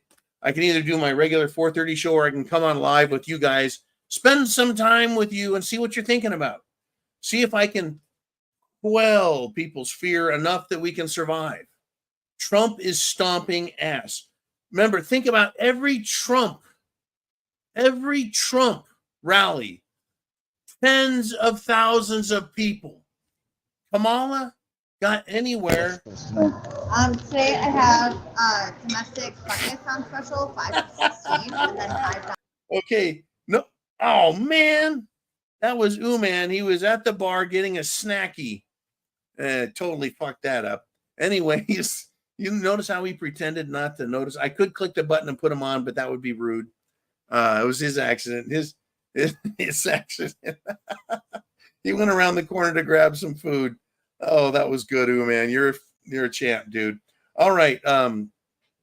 Where was I at? Fucking, I lost my fucking place. Yeah, I truly lost my place. Thanks, man. You got me. Anyways, yeah, what was I going to do tonight? I was going to do a regular show or come on with you guys for a little bit. I wanted to come on and help everyone relax and realize Trump has a massive lead. Trump's rallies are incredible. The people are for Trump. Black people, brown people, everybody, young, old, Republicans, the fucking Amish. The blacks have stepped off the plantation. Fucking huge percentages. Latinos off the plantation. Housewives off the plantation. College kids, they're like, fuck this communism shit, right? People like Charlie Kirk, Benny Johnson, speaking to millennials and centennials and Gen Z. Young women, the fucking Swifties are like, fuck the Democrats. Elon Musk, Joe Rogan, RFK Jr. Name them. Then Tulsi Gabbard. Fucking Democrats all over the place saying, you know, I've had it with this shit. We want our country first. We'll worry about the little political shit and where we spend money and where we don't and who we love and who we don't. Yada, yada, yada, yada. What side of the war do we want to be on? Right? That's all little stuff compared to, do we want a constitutional republic, or do you want a democracy controlled by people who don't want a democracy? They call it a democracy, but they're fucking liars. There's two major groups out there, folks. Two major groups. There's people who philosophically want freedom, and there's people who philosophically want to control and destroy us. Let's talk about the latter first. Those who want to control us are the Illuminati. They are the World Economic Forum. They are the uber rich, the bankers, the aristocrats, the massive corporations, and the political embedded elite known as the deep state in the United States of America. And then there are those who are politically freedom oriented, going all the way back to the foundations of this country, and even back further to those who escaped Europe, the Pilgrims, the fucking Pilgrims, the Scots, the Irish, the Germans, or Prussians, if you will, even, or Hessians, if you wish, depending on what name you want to call them by. Even the frickin' Scandinavians sailed over here to get away from abusive, corrupt government and religion. And their thoughts and philosophy came in through this organization called the Freemasons. And that was George Washington, Abraham Lincoln, Paul Revere, Sam Adams, Patrick Henry. All of the founding fathers basically were John Hancock, etc. What they did is they wanted freedom, Freemasons, freedom, builders, Masons, freedom, Freemasons, those fucking guys. Oh, but wait a minute, John, the Freemasons are bad. They're evil. We heard about it. They're satanic, yada, yada, yada. No. Wrong, incorrect. I'm going to delve into this tonight a little bit. In 1776, the United States of America, the colonial Americans became the United States of America when they united against tyranny under Freemasonic concepts of freedom and liberty. In 1776, there was another group called the Illuminati, the Bavarian Illuminati. And they said, we're going to take over the world and control it through covert, underground, secret means. We're going to control governments and religion, corporations and finance. That was the Bavarian Illuminati. And they were exposed over in Europe. But they fought and continue to fight all throughout Europe and the United States of America, and they have. So if George Washington, the founding father of founding fathers, was a Freemason, how could he be a bad guy? How? Right. But the Illuminati is the name that we know the bad guys by. Who is now in charge of this country, if they can get away with it? The people behind the scenes with all the money and power, the banks, the corporations, the aristocrats, the royal assholes of Europe, the World Economic Forum, the Bilderberg Group, those assholes who control, like puppet masters, the idiots in Washington, D.C., who will do anything for a little bit of money. They have nothing to do with freedom and liberty. They have everything to do with enriching themselves and enslaving us. That is the battle royale we are engaged in. Don't blame groups that don't need to be blamed. Understand who our enemy is. What is the goal? What is it that we want to retain? Our freedom, our liberties that are embedded within the United States Constitution.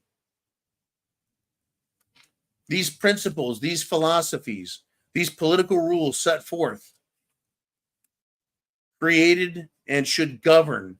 And to govern means to bind upon. To govern is binding. Not us, the people, but the government is bound to serve us. That's why they're called public servants. Not officials, not agents, but servants. They're supposed to serve us. We pay them, they serve us. We shouldn't pay them for them to rule us. What fucking sense does that make, right? Doesn't make a lick of fucking sense. But that's the system we have. They think because we elected them, they should tell us what to do. I'm not a child, neither are you. Understand these things, right? This is what we're trying to understand and tell other people, because you and I both know this.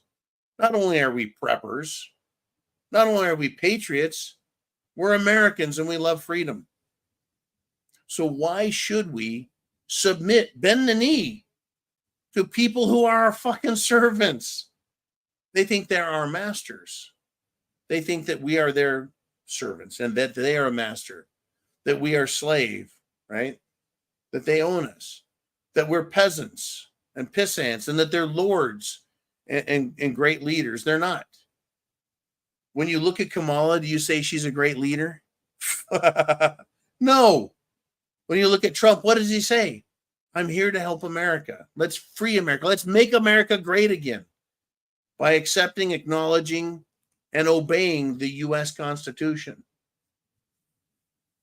Our freedoms, folks, are at stake this very night. The political philosophies that created this country are at stake this very night. The blood that has been shed, going back through history, fighting tyranny, fighting evil, destroying the parts of this world that we live in that are bad, and freeing both people mentally and physically, whether we're talking about slavery, servitude, peasantry. But what is it that the world order has told us they want to do? The New World Order, the Bilderbergs, the World Economic Forum. What have they told us they want to do? They want to take all of our property. They do. They want us to own nothing and be happy. That's the plight of a slave. That is at stake tonight. Please go vote. By the time the rest of America gets this message here on the Prepared Mind channel, you guys here right now live with me, you're doing a hell of a job. You've helped people learn, understand, wake up, and get it right. But guess what? If we don't win, if we don't vote so strongly tonight, call people you know, make sure they voted. I know a lot of polls have closed or are closing. If they can, get them in line. Get them in line. Get them to vote. It's that important. It's not a fucking joke. It's not a toss-up. It's not a wasted cause or wasted effort. It's our freedom and liberty. Man has shared some more information with us. 52 electoral college votes for Harris, and Trump has 101 electoral college votes. We're showing now Vermont, Massachusetts, Connecticut, Rhode Island, and now New Jersey, as well as Maryland and Delaware. Yeah, the home state of Joe Biden. The home state where if you go to the marina where the yachts are, if you're lucky, you can be a servant and be treated like a slave. Wow. We're going to add Arkansas to the mix, and Georgia is now showing up as pink, as leading. Trump is leading in Georgia. Trump is leading in Georgia. Now, if I understand last time, Trump won Georgia until the middle of the night. Until the middle of the night. North Carolina hasn't checked in with 16 I almost said constitutional votes. They are constitutional votes, electoral college votes. And of course, Virginia has 13. That's right, folks. I think of Virginia as being this very populated state. It's actually less populated than North Carolina. North Carolina, the state that was smashed, absolutely smashed by Hurricane Helene. But Maine and New Hampshire have not come in, neither has Ohio or Michigan. I don't hold out a lot of hope for Michigan, even though my sister is up there. I do hold out an awful lot of hope for Pennsylvania. And of course, I think Ohio is in the fucking bag. We got a lot of trouble, folks, a lot of trouble. Other states that are coming up are going to be Illinois, Wisconsin, Minnesota, Iowa. Iowa's in Trump's pocket, I believe. Minnesota, well, that's Twinkle Toes Timmy land. But Louisiana, that's coming. That's coming, folks. And of course, Texas, that is a big boy right there. I mean, get this. Florida has 30 electoral college votes. Texas has 40. Texas is huge.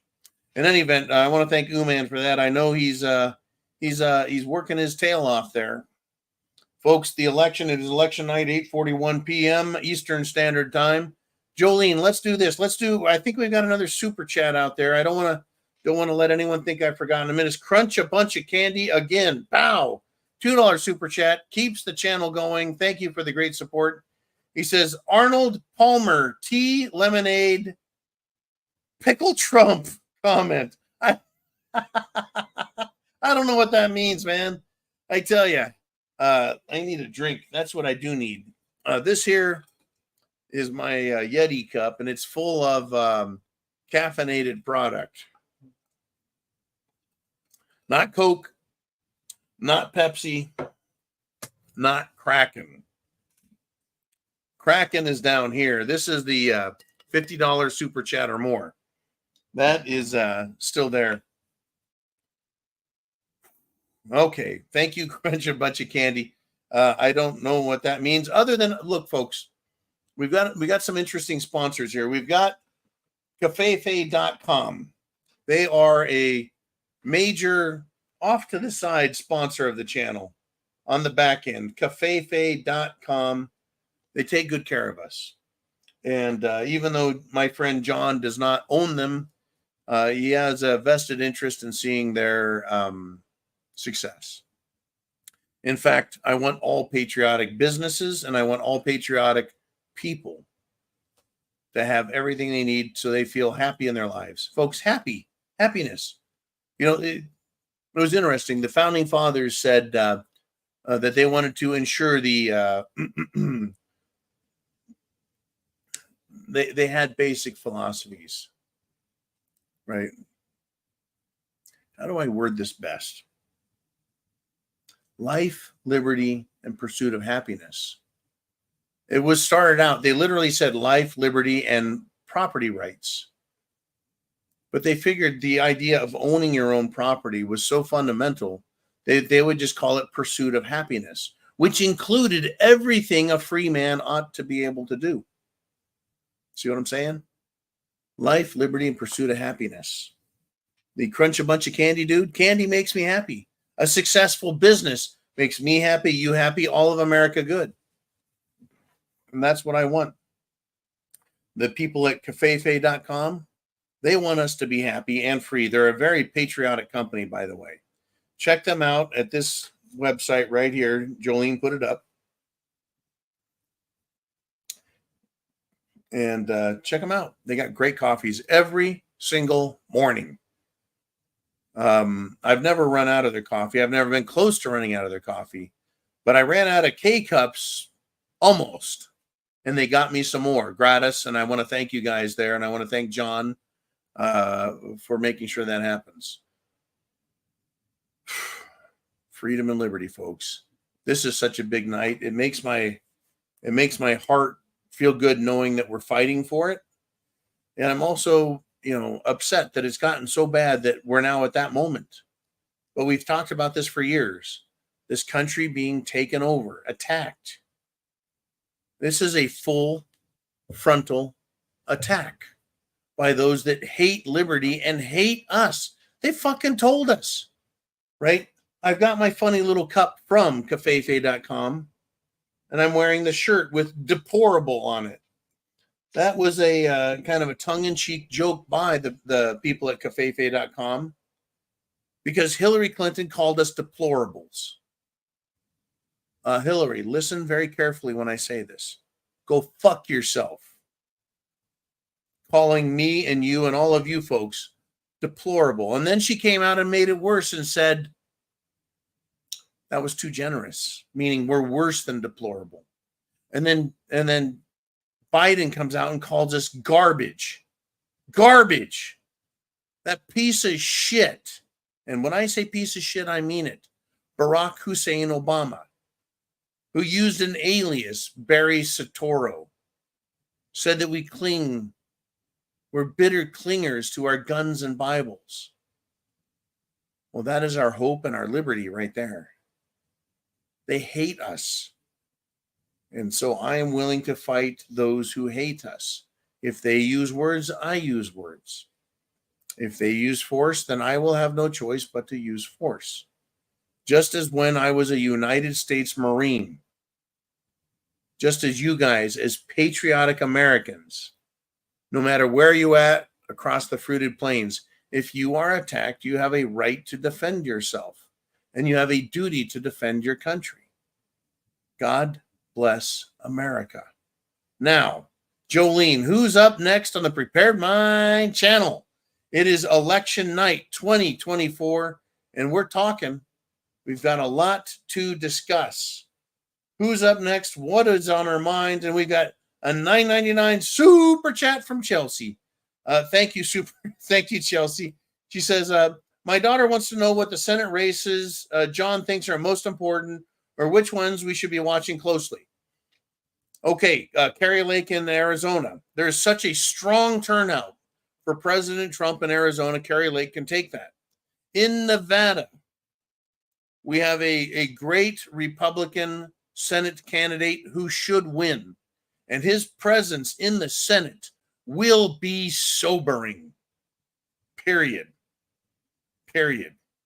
In the state of California, my former home state, the state I was born in, folks, the beautiful state of California, right? The crazy coastline, Highway 1 run of California, the incredible Bay Area, and I remember it as a child before it became the shithole it is now, the Central Valley, the breadbasket of the planet, many refer to it as, the Sierra Nevada range, some of the most beautiful mountains in the country, including a favorite by my dear old dad, God rest his soul, rest in peace, Dad, the Ritter Range up there in Yosemite, the great park Yosemite, the redwood forests in Northern California, the great sequoia forest in Northern California, the beautiful and just absolutely frightening Mojave Desert and Death Valley deserts. California, one of the most iconic mountains in the planet, Mount Shasta, which I have climbed and slept on for 2 nights and almost died. Beautiful mountain. California, there's a Senate race between one of the biggest shitheads ever to walk the planet, Adam Shifty Shift, shit his pants, bug-eyed fruitcake, salad tossing ding-dong, Adam Schiff is running for Senate. He wants an upgrade from congressman to senator.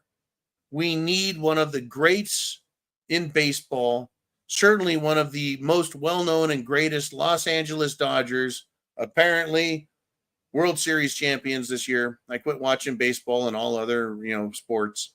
But when I was a child, Steve Garvey was an incredible player. First baseman. I played first base throughout Little League and then into senior league baseball as a kid. And Steve Garvey was a hero of mine. He's running for the Senate.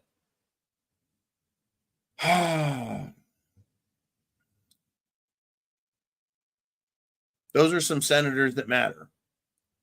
That I'm keeping an eye on, right? So California, Arizona, those are big ones. Nevada, those are just that's the Southwest in the United States of America. We are slated because now, once again, when there is a powerful presidential candidate, he tends to swing on the presidential election years, both the House of Representatives and the United States Senate, and he'll win seats because there'll be such a high turnout for him. People usually vote party line, meaning if you're a Republican, you vote all Republican. If you're a Democrat and you're a losing, whining piece of shit, you'll vote all Democrat. All for whiners, losers, and pieces of shit.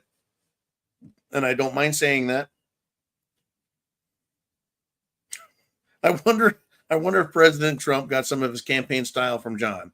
He's like, that John guy, I kind of like the way he just fucking lays that shit out there. Fucking says it like it is, man. He doesn't pull any fucking punches. He's tired of this shit, and I'm tired of this shit. We're going to kick some ass. Anyways, that's... There we are, folks. Those are three seats that I've been watching.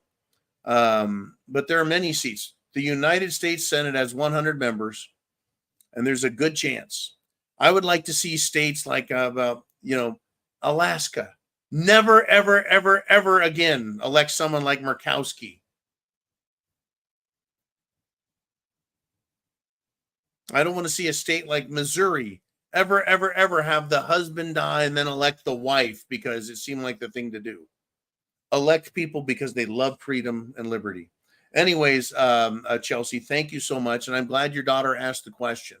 I hope she continues to live well, live free, and live with happiness in both her heart and her external life.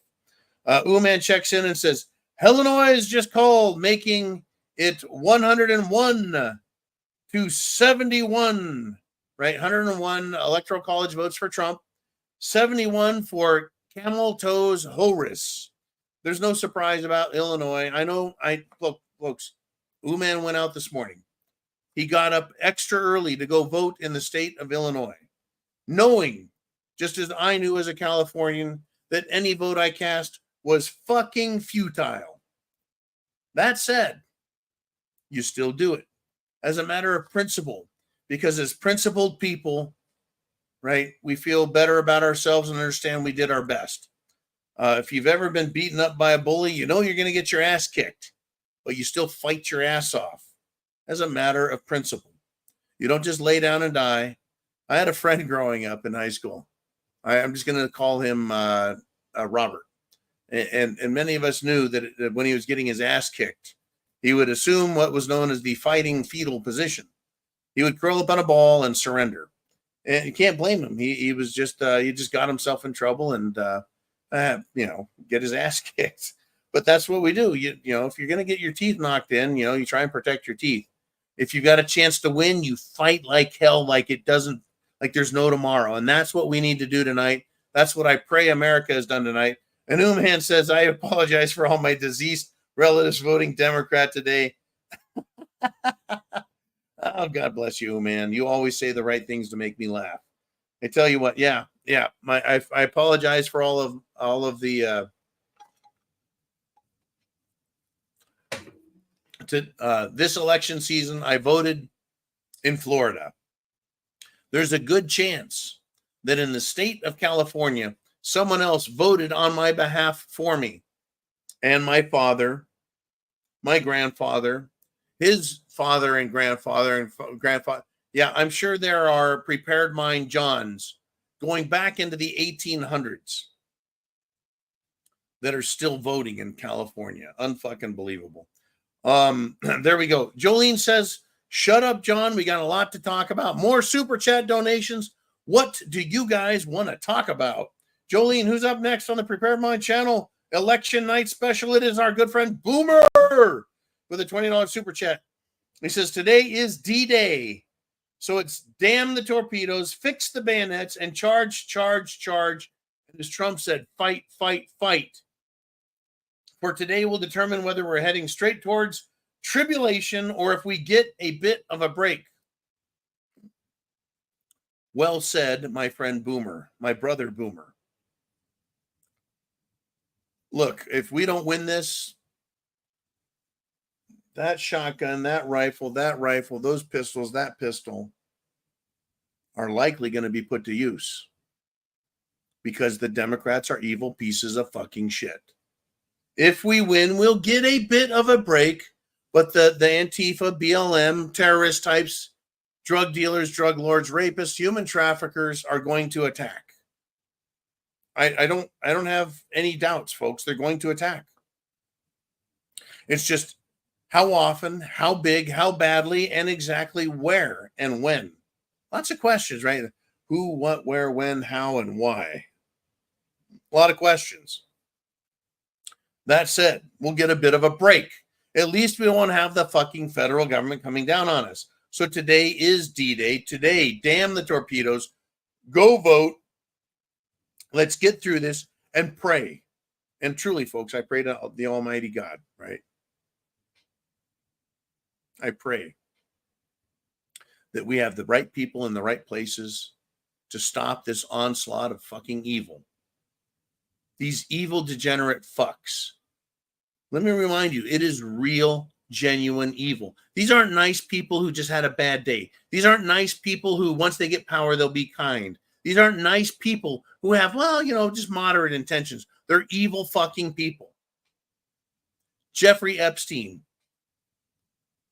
an awful, awful, awful pedophile who ran a business of creating more pedophiles, hurting and abusing children, underage girls, boys, whatever, to collect information, control files, to extort people to follow and obey their bullshit. The P. Diddy types out here in Hollywood, the pedophile rings, the sexual scumbags. They're evil.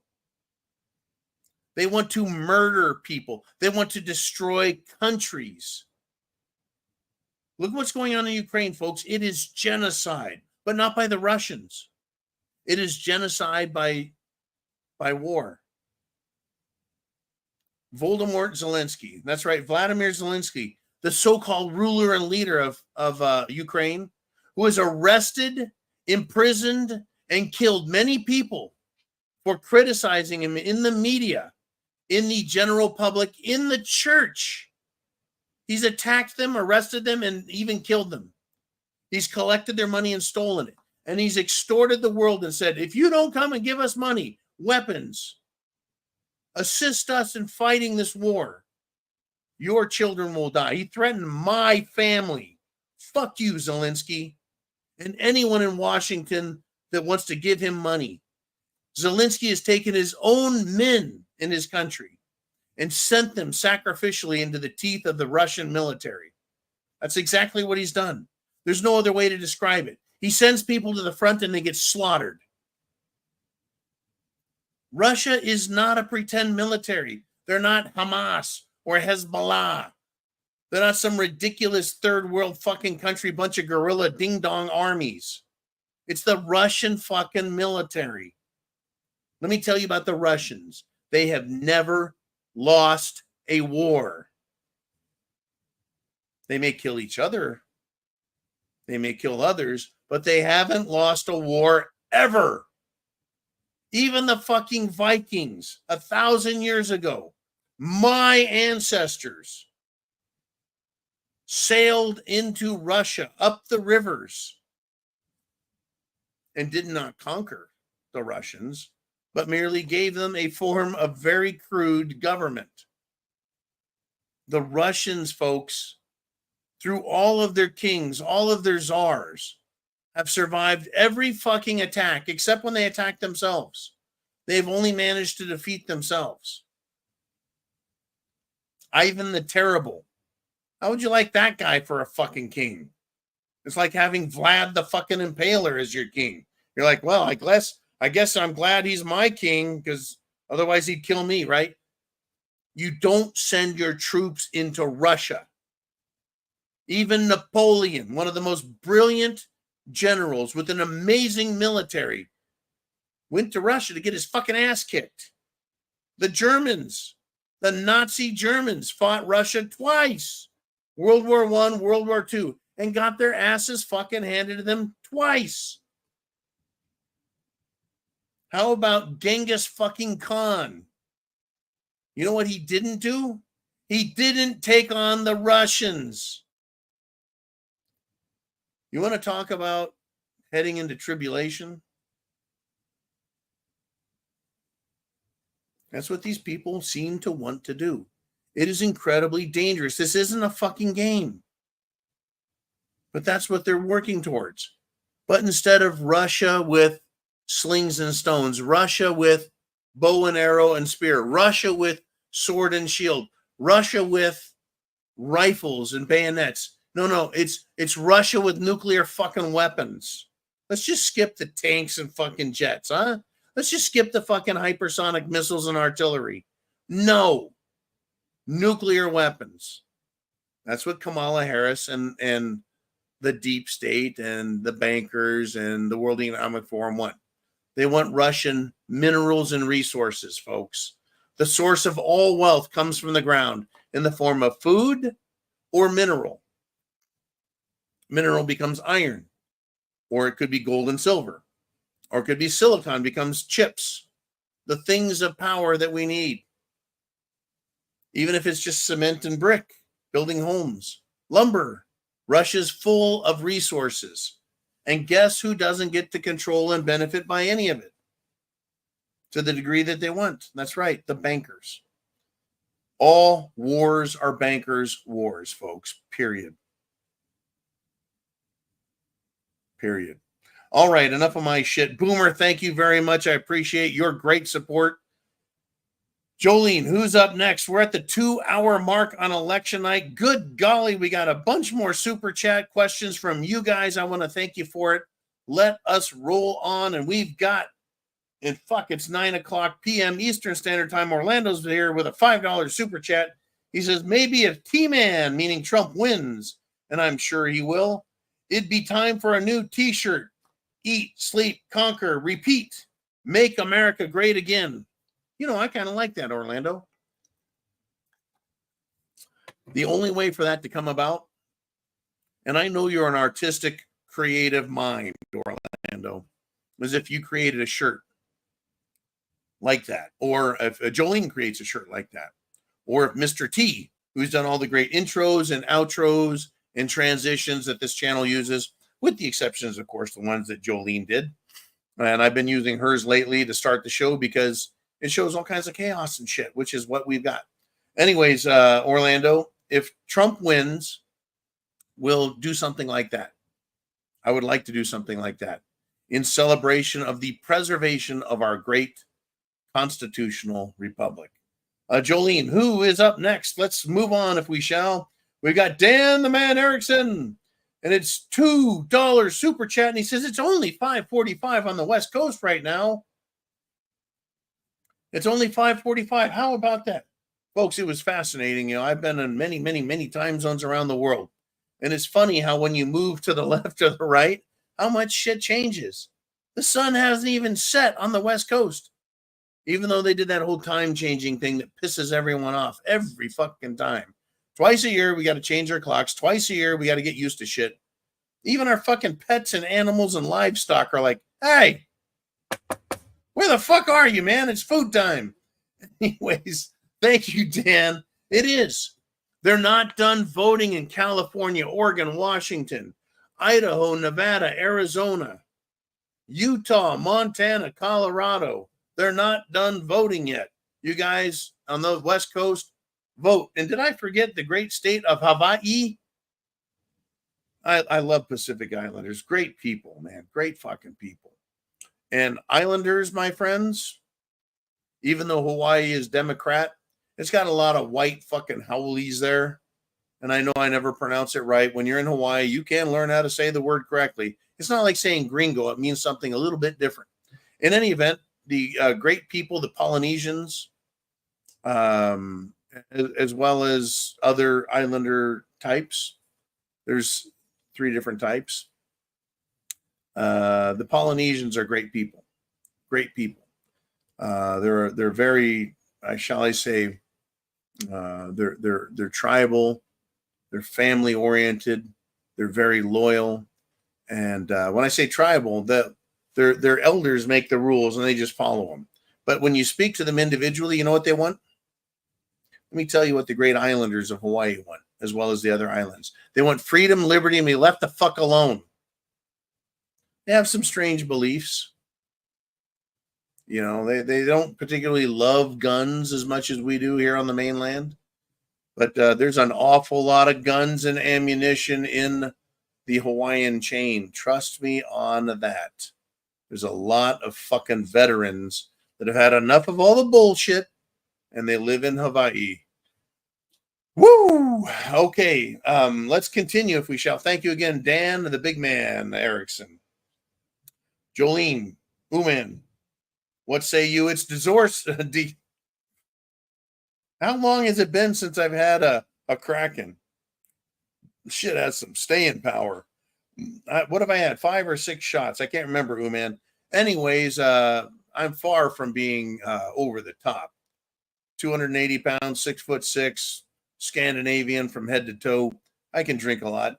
Dior says with a 1776 super chat, he says, Semper Fortis, Semper Paratus, Semper Fidelis, Sic Semper Tyrannus. In other words, death to tyrants. I'll be picking up some threaded barrels for those new Beretta 92S's before they're made illegal too. 1994 Brady Bill, anyone? Oh my God, here we go. Back in 1994, during the administration of the Clinton presidency, this is the time when they decided to kill an infant by shooting it through the fucking head. At Ruby Ridge, Randy Weaver's wife and child were killed by murderous alcohol, tobacco, and firearms agents. Fucking scum. Every last one of them scum. And a dear family member of mine says they're a bunch of pussies and flaggots too. Now, let me continue. Waco, Texas, the Branch Davidian compound. They said, hey, those people in that cult over there, they've got guns and they're hurting the children. So we need to save the children by laying siege to their compound. And so they secretly attacked them by shooting at them. No regard for the children or the women or anybody. Fuck it. They attacked everybody. And the Branch Davidians fought back. And they were waylaid with small arms fire, helicopter gunship fire. They brought in tanks and fucking flamethrowers and lied about it. They used CS gas on them. They used psychological torture.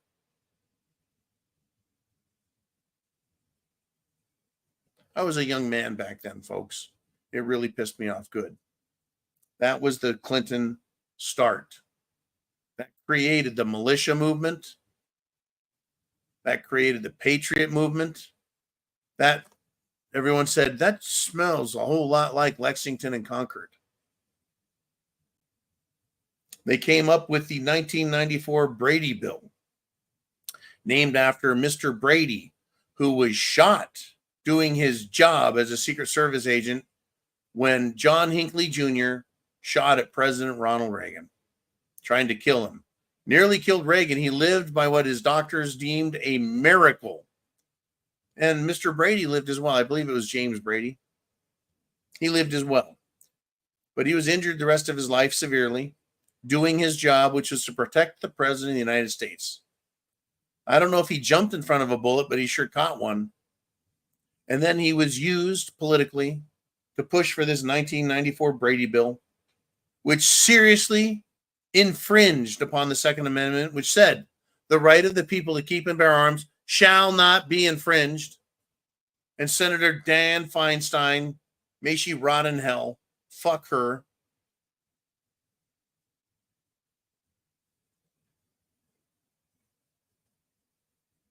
Ooh, man, just flashed up some more stuff to talk about. Feinstein, she wanted to come and get your guns, Mr. and Mrs. America. They couldn't get them all. So they did what was known as the Brady Bill.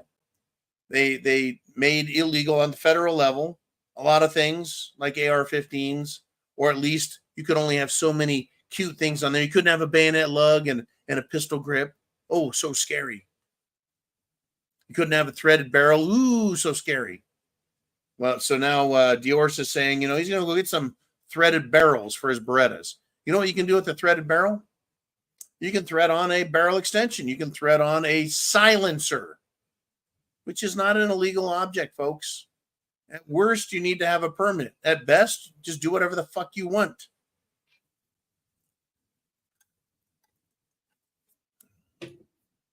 The attitudes have changed between 1994 and 2024, have they not?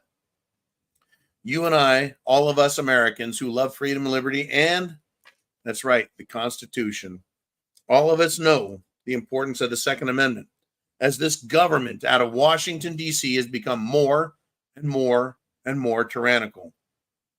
And some states have become more and more and more tyrannical. So much so that if you dare to have an illegal squirrel in your house, they'll come and raid your fucking house and steal your squirrel.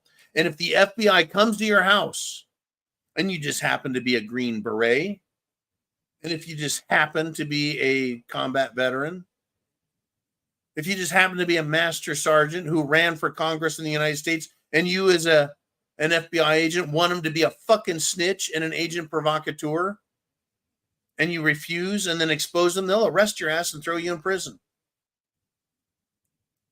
Unconscionably fucking tyrannical. I've had it with this government, folks. I'm not going to do anything illegal. I'm not going to do anything unlawful. They're just a bunch of fucking scum. And President Donald J. Trump wants to end that bullshit. He wants to bring on Elon Musk and cut the bureaucracy, the bullshit, and the crap out of government. Reduce costs. He's trying to put together, once again, a team of Americans, though, that won't stab him in the fucking back. And by extension, stab you and me in the back, which is why we voted Trump 2024. Diorce, thank you very, very much. Now, let's get to an update on the election. We've got Kamala Camel Harris with 99, count them, 99 electoral college votes. And Trump has moved up to 120. You bet he has. What has he done? How has he done that? Well, he's added the great state of North Dakota, 3 electoral college, the state of South Dakota, 3 electoral college, and the great state of Wyoming, 3 electoral college votes. And in the great state of Nebraska, flat Nebraska. Not as flat as Kansas, but flat nonetheless. Anyways, Nebraska, 2 out of the 5 areas are now in the Trump zone. You betcha, folks. You betcha. New York has now said, hey, I think we defeated Trump. 28 electoral college votes for Camel Harris. She is an awful fucking human being, folks. Awful. Awful. Oh, by the way, Maine, the great state of Maine. We don't think of Maine very much. They've got 4 electoral college votes, and none of them have been decided yet.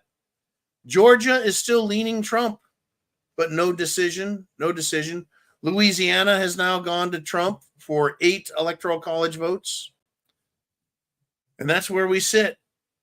That's where we sit at 9:13 p.m. Eastern Standard Time. Texas, by the way, with 40 electoral college votes, is leaning Trump. Okay, that's the best we can say now. He's leading. They're not done counting, etc. Now, there's areas within Texas. You've got, San Antonio, Dallas, Fort Worth, right? Those are some big ones right there within the great state of Texas. You could say El Paso, it's a city. Any of the larger cities, of course, will be more Democrat than Republican. Not saying there aren't Republicans there, just like in the great state of California, with the exception of Sacramento, San Francisco, and Los fucking Angeles, right? Those Democrat areas and the coastal counties, which isn't a big population, but is very fucking liberal. With the exception of those areas, the rest of California is extremely Republican. By that, I mean they have a strong majority. But just like anywhere else, folks, just look around. 4 out of 10 Americans are fucking Democrats. And Democrats support the piece of shit, Kamala Harris. But thankfully, not many of them are going to vote. They're getting their asses kicked. And I want to see more of it. The big question, of course, is can there be as much ass kicking as needed for Trump to take those states away from Kamala? He has been leading in all of the battleground states. He has been leading very, very powerfully. It's just, does he have enough? Now, a couple of people want to say, no, not really. Some of the smarter people out there in the world of polling, political science, and prognostication of all things political said Trump has a commanding lead. And they're saying that he is going to sweep the country like it hasn't been swept since Ronald Reagan in 1980. We're going to have to wait and see. Yes, we are. All right. Jolene, let's do some more super chats. I know they're out there. I don't want to lose them. Holy crap, it is Dan Erickson with a $50 super chat donation. And as many of you know, and some of you may not if you're new to the channel, $50 or more buys a shot. In this case, on this night, I need to stay awake for a long, long time. So I have the Kraken, right? 94 proof, black spiced rum Kraken. It's rum with coffee in it. So I get both alcohol and much needed vitamin C, also known as caffeine. Dan the Man, I want to thank you for this right here. Semper Fi, bottoms up. God bless America, and may Trump kick the stuffings out of Kamala. All right. Woo! There we go. It's been a few minutes. Oh, yeah. Dan says, Ooman and Jolene, save this until Big John gets thirsty and pray that Trump wins. I am praying. I have prayed. I'm going to continue to pray. Big Dan. Dan the Man. You know, at this point, once you voted, you've done your job. Once you've told friends, family, coworkers, contacts, as in this case here on the Prepared Mind channel, 80,000 subscribers. There's this number up here that says right now there's 211 of you watching. I hope that the other 300 that are normally here, and if you count by the time all videos are done, right, there are thousands of people that watch these videos, thousands, and there's 80,000 subscribers. I hope and pray that all of you have gone out and are out currently standing in line waiting to vote, or have voted and are celebrating having voted, and then praying, hoping, wishing, sitting with family, watching the news. I want to thank you guys really personally for sitting here with me and doing just that. Sharing the evening with me. Thumbs up, if you will, on the video. Share the internet address if you will. This is a voice of reason, in my opinion. This is a voice of optimism, in my opinion, that we've got this, that we're going to stomp the ever-loving shit out of these anti-American, pro-terrorist, pro-communist, Marxist pieces of shit, and that we defeat them politically so that we don't have to face them militarily, because that is what they promised us. We love peace, freedom, liberty, happiness. They want to hate us. And folks, don't forget, they hate your children as well. They do. They really do. Look what they're doing to kids in schools. Jolene, who's up next on the Prepared Mind channel as we roll and get closer to the 2.5 hour mark on this election night 2024. It is Election Zoo, and Truth Faction checks in. He says, Amish who have never voted felt obligated to vote for Trump. Now, the Amish are not prohibited or forbidden from voting. They have some sort of hierarchy and tribal system, if you want to use the word tribal to refer to them. They have really cool beards. They dress very nonchalant work. A lot of times they have good hats. They have great carriages, astoundingly fit horses. And they just live basic, simple, moral, decent, shall I say, humble lives. But they feel, looking at America and looking at what the government's done to them the last few years, they believe they needed to vote and vote for Trump and vote for freedom, and vote for liberty. Because without religious liberty, the Amish will be enslaved, imprisoned, and fucking destroyed. I wish they had voted in the last election. It could have been enough. But they're here in this election, and today is the day we have to live in. We can think about yesteryears and learn from that. We can look forward to the future and go, hey, that'll be great, maybe. Let's work for it. But it is right now, today in which we live. This very moment. I'm only going to have one November 5th, 2024 in my life. And then it's gone and done. Same with you.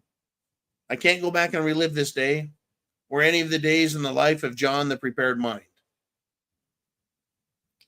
But God bless the Amish for being who they are and for having the courage to step up and step into this shithole of a mess and do what they can. Because, folks, if Kamala wins, the federal government grows, the Amish are eventually going to cease to exist as a free and independent subculture within the United States of America, who have been here for centuries. They've been here for centuries, hundreds of years, living the way they do, avoiding electricity and bullshit and all the stuff.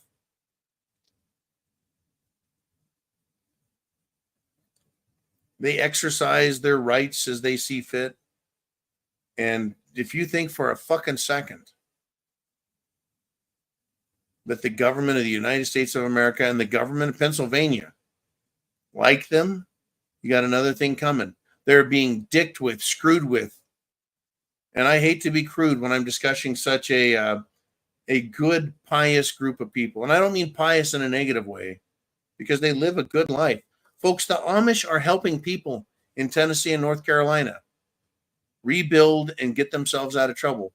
They are generous, good Christian folks. And I don't want to disparage them in any way.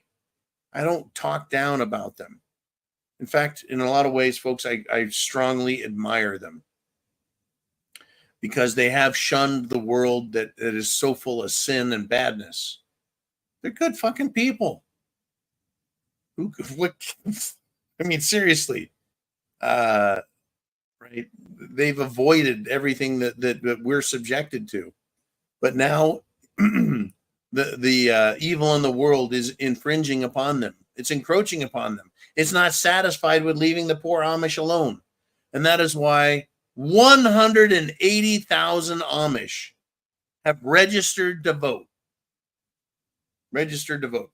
All right. Thank you, Truth Faction. Your super chat donation goes a long way here to keep the lights on, to keep spam inside of the Prepared Mind Pantry. And hopefully, and God willing, we don't have to dig into that if things get nasty. Truth Faction, thank you, sir. Jolene, who's up next? What are we going to discuss? And it is Miss Marilyn with a super sticker, a $20 super chat super sticker. And Marilyn, I got an email today from you, and I noticed there were many other emails I missed, and it's easy to do. I have several email accounts, including professional accounts I have to deal with. I'm not making an excuse, just letting you know. Things slip under the radar quite often. I'll see it pop up on my phone as I'm working. I'll be, oh, look at that, a message from Marilyn, and she does a good job. She's a lot like Darcy T. Marilyn is. She's a lot like Bonnie Blue. She's a lot like many people here, like Chin Music. She just lets me know information. Hey, John, did you miss this? Like Orlando, have you seen that? Right? Like all the good people who contact me. I love you guys. You're great. There's just one Prepared Mind guy, and there's only 24 hours in every day, and it is hard to keep up. And you guys help. You're not a hindrance, you're a help, and I really appreciate all the great help. Miss Marilyn, thank you. Oh, this is great. She says, I stayed with the Amish once, good people. I believe it. Now, out in California, believe it or not, up in extreme Northern California, we have these people, and they're very similar to the Amish. They're called Mennonites. But they drive automobiles.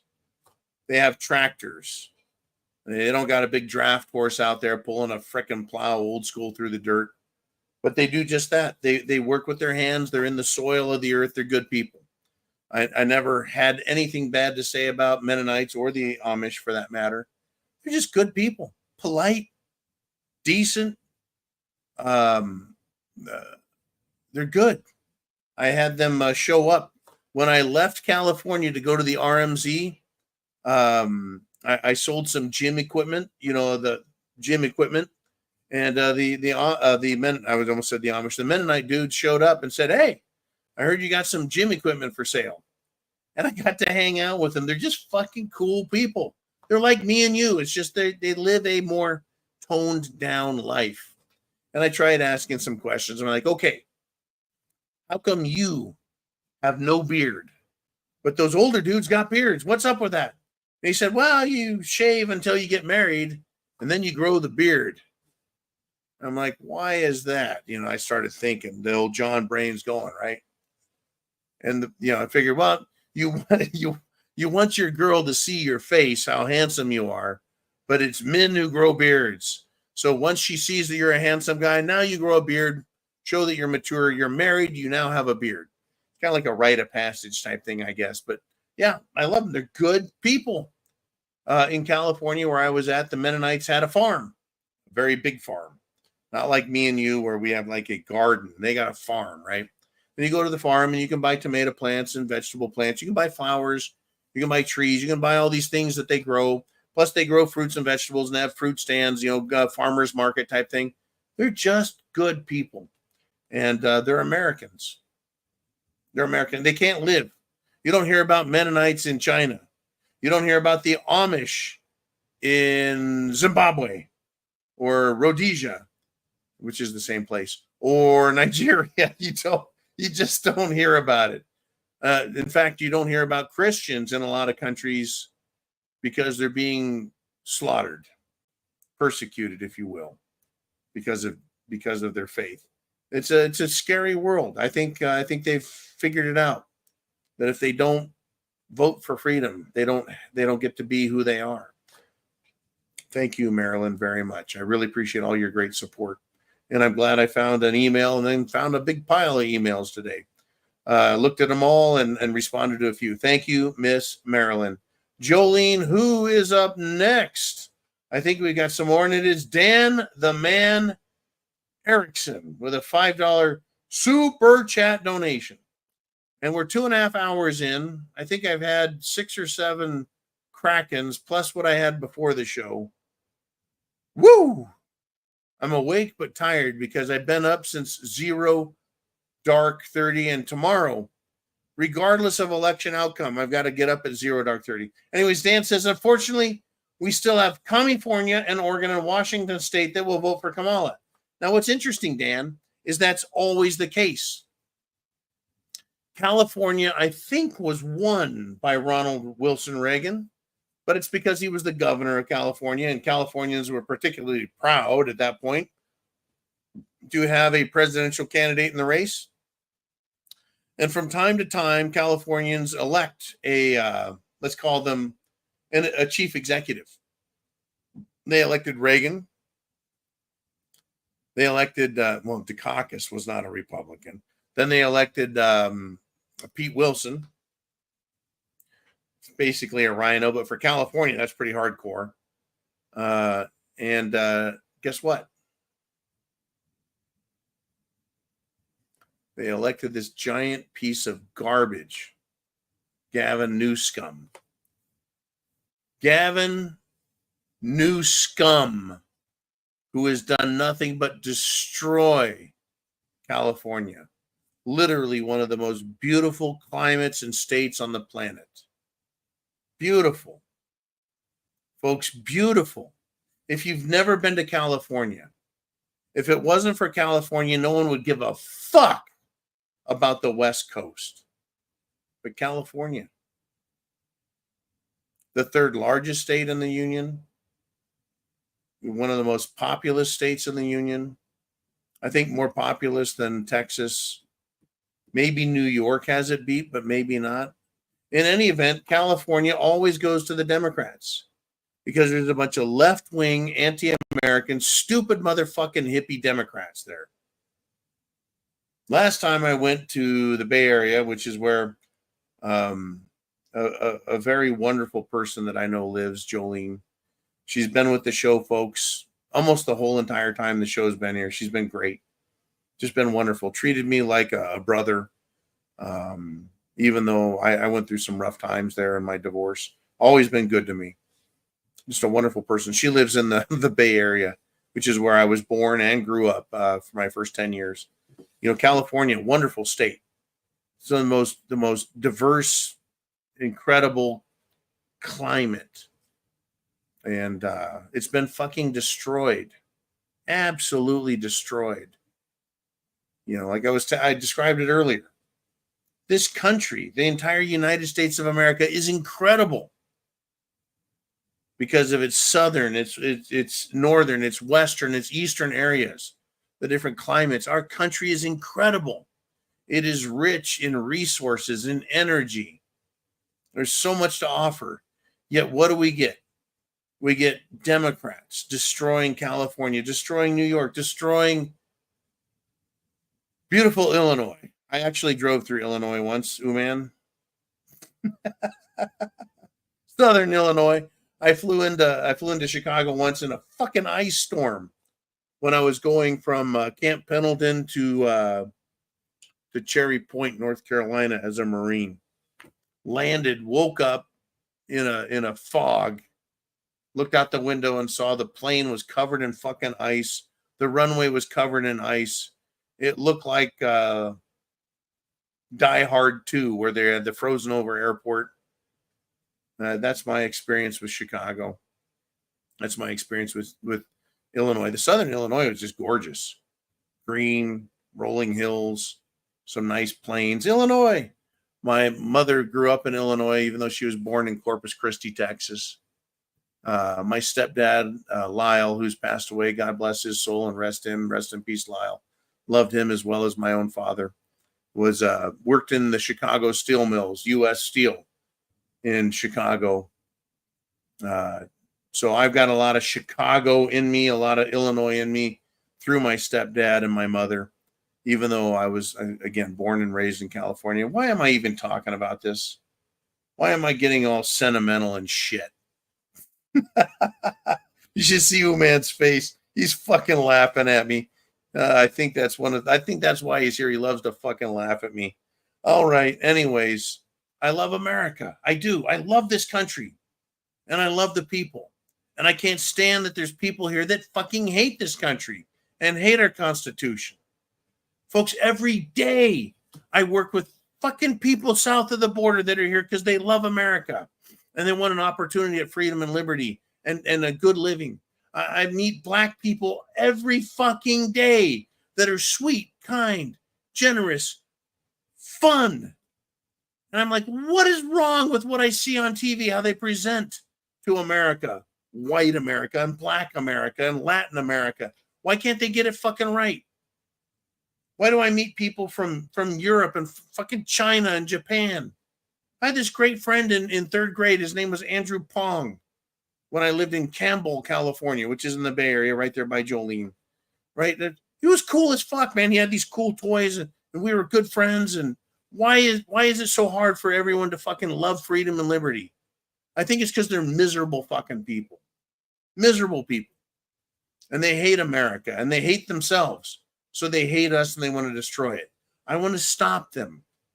They don't get to get their way because they love to destroy. This is America. It's our country. Literally, it's our country. Let's make sure we take it back in this election. Jolene, I know I'm waxing all sentimental. One of the things my older son, John, that's right, John the Third was the name he was born under. Little shit stick sometime. I tell you, John the Third. I'm the second. He's the third. Right? He's like, Dad, why do you got to be so sentimental? Because that's who I am, you little fuck stick. All right, enough on that shit. Jolene, we got some more super chats. We got some more questions. And it's my friend Davey D with a 357. I'm sorry, a 35.70. He says, you citing history is priceless. Okay, I'll tell you what, Davey. You guys get that much of my brain. I wish I could share it all with you. I wish I could give you everything. I spend my days thinking. At night, I go to sleep listening to history and philosophy and science and political science and economics. Even when I'm sleeping, I just put it on and listen to it because I know subconsciously it goes into the prepared mind and I learn and I enjoy and I live life. There was this fucking movie called Monkey Shines from, I think, 1988. It was about this guy. Who cares? He's crippled and he gets a monkey to help him. The monkey goes crazy, wants to kill him, yada, yada, yada. But he had a friend in this movie and he shoots himself up with drugs. Don't do it, to keep him awake so he can operate like 20 hours out of the day. And basically in this movie, and nobody do what I did, okay? And I haven't done the drugs thing. I'm fucking against drugs, bad. But what he said was, well, if I stay awake this many more hours, right, then by time I'm 60, I will have lived to be like 120. So I thought, hey, that's a cool idea, minus the fucking drugs. So what I'll do is I will always be stimulating my brain with information, history, knowledge, wisdom, science, philosophy, politics, economics. And I do that every fucking night, as well as all day long, every chance I get. People think I'm doing construction, right? I am. I'm doing construction. Houses getting built, demolition, rebuilding, solving problems, engineering, working with fucking dumbass bureaucrats. But the point is I like to think and share. I wish I could just give you guys everything I know. There's so much. There's so much about this blessing we have called life. And it is only through freedom.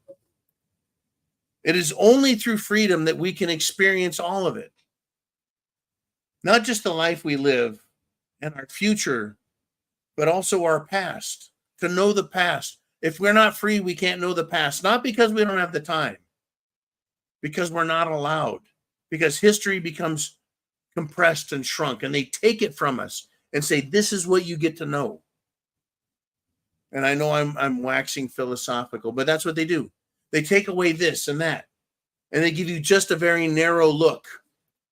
And even that narrow look is going to be deficient of truth and fact. Truth and fact. Who were we as a people? Who are these biblical characters? Who are the pre-Adamites? Why is it that we can find human footprints that are millions of years old in the mud? How old is the universe? How big is the universe? What is the shape of the universe? They don't tell us any of this stuff. Those are really big questions. You break it down. Where did we come from? Why are we here? What has happened since the Dark Ages? What were the fucking Dark Ages? Who was in there? Why did we come out of them? Why did fucking Islam develop? Why did the Vikings develop? Why didn't the Vikings become a world-dominating peoples? Well, I know these answers, or at least I have my beliefs. We have all this stuff. But if you take away our freedom, Davey, everyone, if you take away our freedom, which is what we're fighting for right now in this life, if you take away our freedom, we can't live to the potential that our human mind is capable of. It's like taking your arm off and saying, well, you can live without one arm, John. You can live without this arm. You can live without that leg. You can hop around a little bit. You won't be able to walk hundreds of miles. You won't be able to run fast, but you can still kind of get around on one leg. You know, you can build a house, but if we take one arm, you might be able to build a fucking shelter and a little lean-to and some sticks and shit, but you can still do something. So that's what they want to do, is they want to amputate us intellectually. These Democrats, these communists, they want to amputate us intellectually. That's what the book by George Orwell, 1984, was about, was the amputation of the human mind, taking away everything and giving you just enough to live. That's what the book Brave New World by Aldous Huxley was about. It showed you this tiny little peek at what humans were allowed to think, and then presenting everything else in freedom as primitive. The book Atlas Shrugged, as flawed as it was, is still an incredible fucking masterpiece of the human mind. And Ayn Rand was a genius beyond compare by today's standards. Yet her vision of socialism is coming true right now. Davey D, thank you for allowing me to wax philosophically. I really appreciate it, man. This is an incredible day. 200 people live after 2 hours and 40 minutes. You guys are incredible for hanging out with me on this election night 2024. And I got to tell you, we're going to keep going. Jiminy Crickets, I got to tell you. What's up next, Jolene? And it is my good friend, truly a good friend. I wish I had more time for you, Rudy. This is Studio Ryu LLC. He is also known as the Urban Aboriginal. Rudy, my friend. He says, here with you all, big brother. Rudy is a master, folks. He's just a great guy. Like all of you, I see your messages. Rudy, I see your messages. I see your calls, your texts, your emails, your messengers, your signals. There's so little time in this world. They've got us so beaten down. And I'm glad you're here, Rudy. Thank you, brother. That makes my heart feel so good, man. On this night, right? The election night, Rudy. Holy crap. You know, I told Lily, I said, look, I need to spend time with everybody and come in here and talk about this election.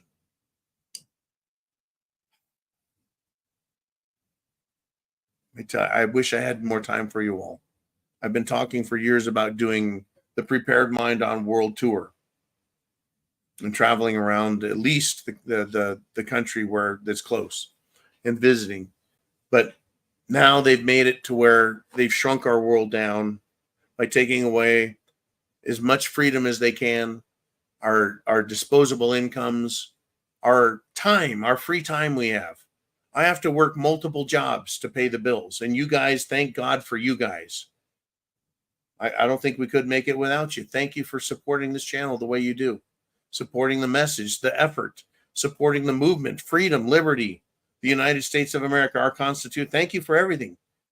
And Rudy, I pray, man. I pray every day when I think about you, especially when I see messages. And I think about as many of you as I can, that you know, we're all gainfully employed, that we all have enough money to make it, that we all have enough time and energy to give love to those that need it and to help others around us, charitably, etc. God bless you all. And thank you, Rudy, for checking in. Keep fighting the good fight, man. And once again, I recommend everyone check out the Urban Aboriginal. Rudy, he's got a great channel. He does primitive techniques, primitive survival, primitive, you name it. He's got an incredible amount of information on his channel, as well as a lot of really good, basic, fundamental self-defense. And if you've watched anything on YouTube, especially on X, every now and then you'll run across these things where people get bullied, picked on, attacked, assaulted, and people defend themselves with just the most interesting techniques. It doesn't take much to become a self-defense. I'm not going to call anyone an expert, but a self-defense entity, right? To have the will to live, the strength, right? Like we talk about food, water, shelter, clothing, medicine, means of self-defense, right? Self-defense. We need it in this world because the left, the Democrats, the scumbags, they're just all over us. Anyways, pow. Thank you, Rudy. Good talking to you, brother. Hopefully we get a chance to talk again soon. Just whenever you call, man. I'm in a meeting. I'm at a job. I'm at whatever. I don't mean to make excuses. Just freaking life, man. And I pray your daughter as well. Jolene, who's up next on the Prepared Mind channel? Who's up? It is Boomer, and he's back. And he says, Kamala shit elected will take orders from the World Economic Forum, the World Health Organization, the United Nations, and the climate change fanatics. That is a great word, Boomer, fanatics. Therefore, the globalists will surely win the day, and the end of life as we know it will be forced upon us. Boomer, I know you are here every single week. Sunday Night Live, you do 2, if not more, super chats. You support this. I can't say thank you enough to you, Boomer. I know, once again, Sentimental John. I'm a sentimental giant that wants to beat the fuck out of communists in an intellectual way. I don't want to threaten anybody or scare them. Anyways, you're absolutely right. If Kamala shit is elected, and she won't be, if Kamala shit can cheat, and she will, but will she cheat enough? Will the mainstream media support her lies and bullshit?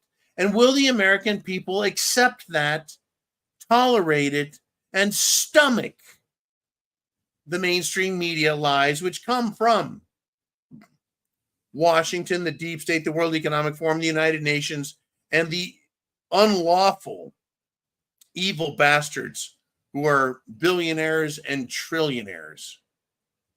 I don't think the American people will. We've had enough of their shit.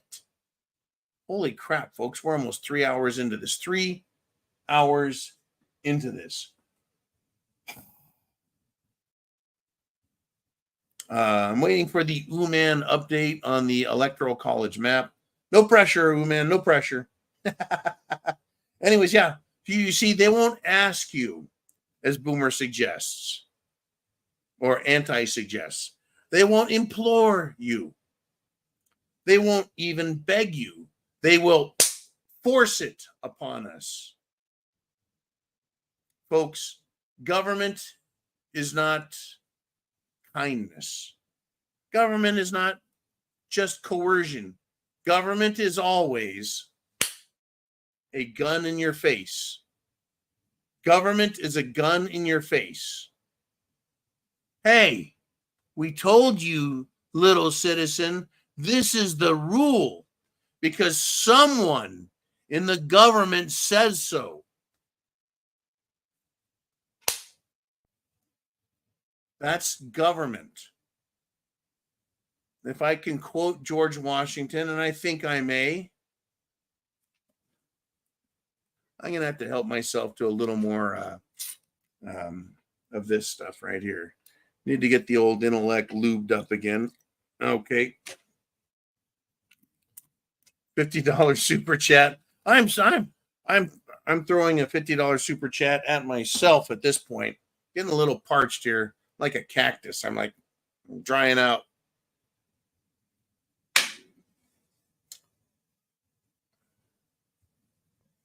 Government is like fire. It is a fearful servant and a terrible master. I think I fucking nailed it. Uman or Dan the Man Erickson or Chin Music, you can look that up, please. Or maybe Bonnie Blue can look it up. Government is like fire. It is a fearful servant and a terrible master. That's what government is. It's like fire.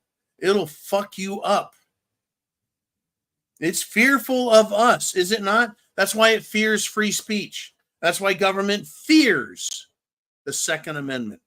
The first 2 amendments in the Bill of Rights to the United States Constitution. The Constitution for these United States is how it reads. Written by we the people, authorized by we the people.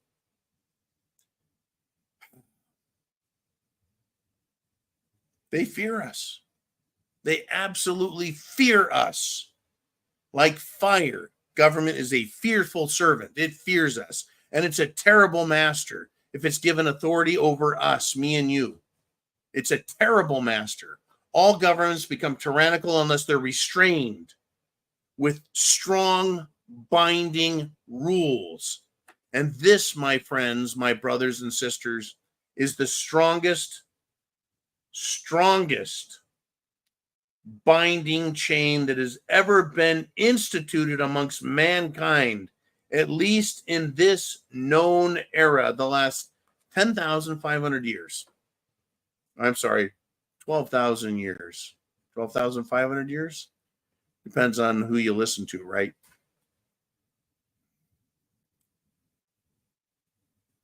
Government is fearful, folks, and it should be. This country, our lives belong to us, you, me, right now in the 2024, this election, right now. And I know I'm preaching to the choir at this point, and it's too fucking late, except for the West Coast at this point.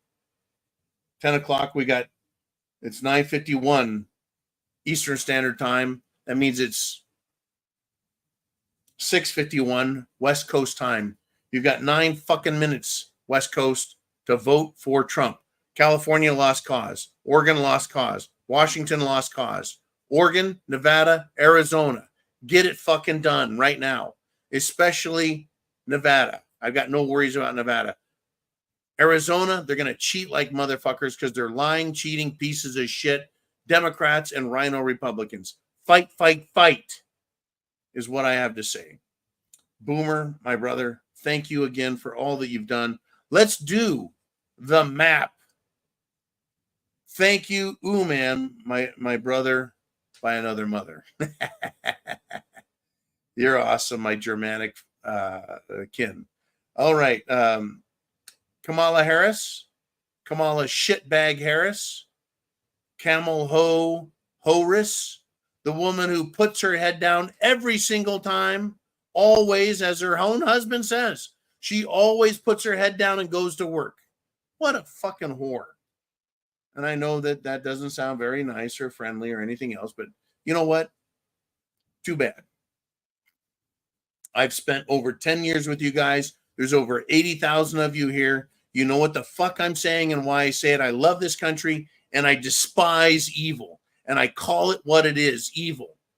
99 electoral college votes for Harris. 178 for Trump. Bam! Now, let me tell you a little bit about Trump, right? He's got 178 electoral college votes. We've got North Dakota, South Dakota, Wyoming, 3 out of 5 districts in Northeast, Nebraska. Now Texas is in. Texas is in. 40, count them, 1, 2, 40. It's funny, huh? 40 electoral college votes coming out of Texas. Ohio is in. Kabam, 17. Now, several elections ago, Ohio, like Pennsylvania, was very important in the presidential thing. It is fucking Republican as fuck. Kaz, my man, the Italian hillbilly in Ohio, I'm going to give you some credit for that, brother. You helped win Ohio over. Tennessee, Kentucky, Indiana, South Carolina, Georgia, swinging red still, but not locked in with 16 electoral college votes. Alabama, Mississippi, Louisiana, Arkansas. Let's hear it for Sarah Huckabee, governor of Arkansas. She has shown herself to be a very admirable leader. And Arkansas has delivered. Oklahoma, Texas, of course, my friends. God bless Texas. Now, like Nancy Keg, apparently there is a Keg clan in Texas. I didn't know if you knew that, Nancy. I remember hearing about them when I was a Marine. It was quite an interesting episode, if you will.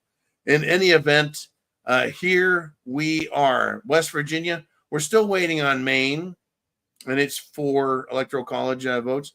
We're still waiting on New Hampshire. We're still waiting on the District of Columbia. The District of Columbia gets 3 electoral college votes. Fuck you, District of Columbia. I have no doubts you will go Democrat, you bunch of lying pieces of shit. All right. But Georgia is still in play and still leaning Trump. You know what that means? Let me tell you what Georgia means, folks. 16. 16.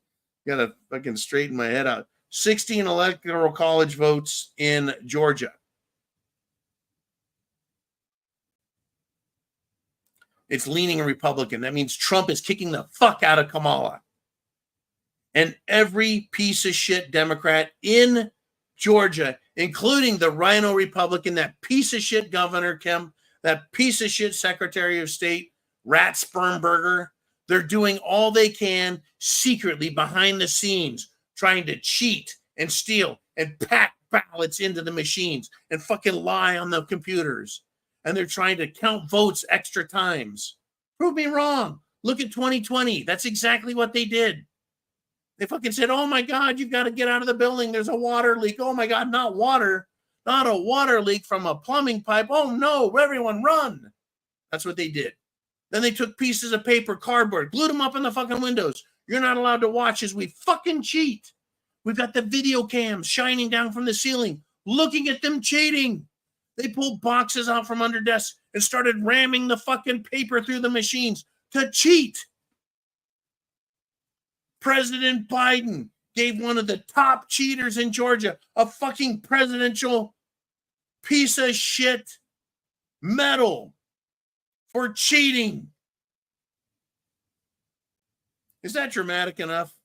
Oliver, did I get the drama? Do I get a fucking Oscar for drama? He's shaking yes. He's saying, yeah, you at least, John. He's like, just shut up, you stupid Swede. I don't know. He would never say that. I love Oliver. He's a great guy. Now, here's the deal. What did Oliver just say? Fox News just updated 195 Trump to 117 Kamala Harris. You, my good man, are allowed to forward the next map if you wish. Jolene says, John, just stop with the drama. You're not going to win she's laughing at me now. You're not going to win any medals or an Oscar. I don't want an Oscar. Fuck it. That's what all those fucking weirdos in LA, Hollywood give each other. Anyways, yes, thank you, Jolene. She says, super chat donations. Let's see what you guys want to talk about. Chin, holy shit, it is my good friend Chin Music. Chin, we're going to have a hell of a fucking time. Just sitting down. Like regular human fucking beings. You and me, folks, by the way, Chin Music is planning on coming to Florida to visit. Well, no, actually, he's not coming here to visit me. He's coming here on official real business. Top secret. Nobody, don't tell anybody. Don't tell anybody. Chin Music is going to come. That's right. Jolene goes, shh, don't say nothing. Chin Music is going to come here. We're going to hang out. We're going to probably go to a dinner, have a couple of drinks, have some fucking laughs, and talk about some really important shit. It'll be interesting. I wish I could meet more of you guys this way. It just so happens Chin's like, hey, dude, if I come to this certain area in Florida, and if you're near that certain area, we could fucking hang out for a bit. And I'm really excited by that. Anyways, Chin, dude, let's get through tonight, tomorrow, the next couple of fucking days. And we'll set some shit up, man. Anyways, I'm fucking exhausted. I've been awake and I haven't slept in fucking days. And now I have the benefit of the Kraken. I'm both semi-inebriated and also wound up on fucking caffeine from the Kraken. So Chin Music says, you have any idea how much work it is to fuck up California? If both else you have to admire the Democrat scumbags and their commitment to destruction. Shame they can't channel that energy for good. What a demon to do. Okay, it sounds like, Chin, you've drank more than me. Just kidding, man. You know I love you. Yeah. Look, California. Logging used to be this huge, beautiful industry on the West Coast that included California. My family, for 4 to 5 fucking generations, worked in the timber industry. Done. California, an incredible mining state. Most people don't think of mining in California. Mines. Gold mines, copper mines. Silver's over there in Nevada. Rare earth mines. I think there's a big rare earth mine that's still operating in California. Beautiful mines. Did you know that any of you that use borax as a cleaner, borax is mined in California? They just dig it out of the fucking ground and put it in those stupid cardboard tubes that get soggy under your sink. You're trying to clean and shit. You know what I'm talking about, Jolene? You probably cleaned up some. Yeah, she gave me the thumbs up. She's like, stop it, John. I'm not a domestic goddess that way. Actually, she is. She's awesome. Anyways, and then growing vegetables. California's a huge economic thing. From, well, even LA. Even LA. Fuck, even San Diego.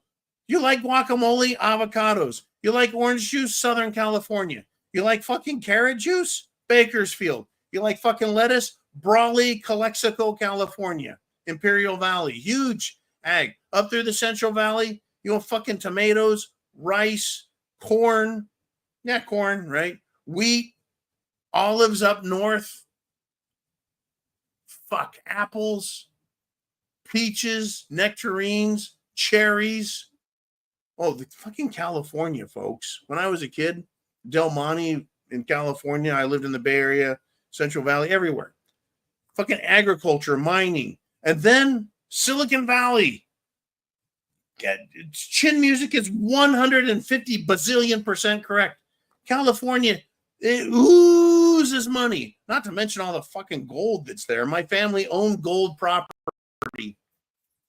I've been to gold mines in California, not as big as the ones in Nevada, but big ass gold mines, right? My family owned, well, I should say my uncle and my stepdad owned property on Sutter Creek, California, Sutter Creek, between the town or city of Sutter Creek and the town or city of Volcano. It's not really a city. It's now down to like, Volcano is now down to like 200 people. I lived there for a short time. Anyways, gold. You ever find your own gold? You're like, I struck it rich. I got me a flake. It's worth like, well, today it would be worth like $20, but it was, nothing back then. Anyways, California's huge. It fucking oozes money, not to mention trade, the ports, banking, just fucking huge. So Jen is absolutely correct. You know how much work it is to fuck something up so good? He's right. He's right. You almost have to admire these dumb motherfuckers. It takes an incredible amount of skill to screw up a literal gold mine of wealth. Unbelievable. Unbelievable. Folks, white culture came out of Europe. White culture. White culture, by the way, is 7% of the fucking planet. 7%. Anyways, that's their population percentage. We're a fucking minority. We're not the majority. We're the minority. White culture. Europe. Europe doesn't have shit compared to the United States of America. We've got mineral resources, oil, which is energy, fucking uranium. We've got some of the brightest minds on the planet, agriculture, the fucking corn belt, the wheat belt. And they're fucking it up on purpose even. We need to take it back, and that's what November 5th, 2024 has been about. The early voting, the absentee ballot voting, the mail-in voting, the drop box voting. Good God. Chin Music, I'm glad you showed up, man. Thank you for the great 1999 Super Chat donation. And we are over the 3 freaking hour mark.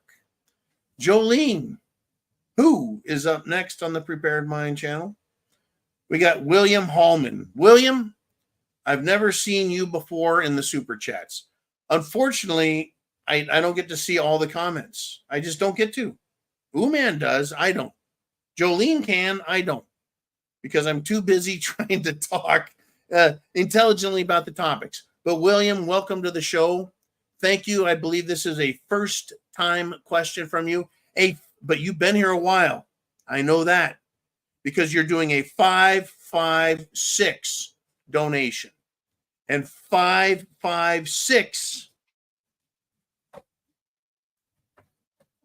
Pardon me, William. I just needed to pull one of these out. I don't fuck around.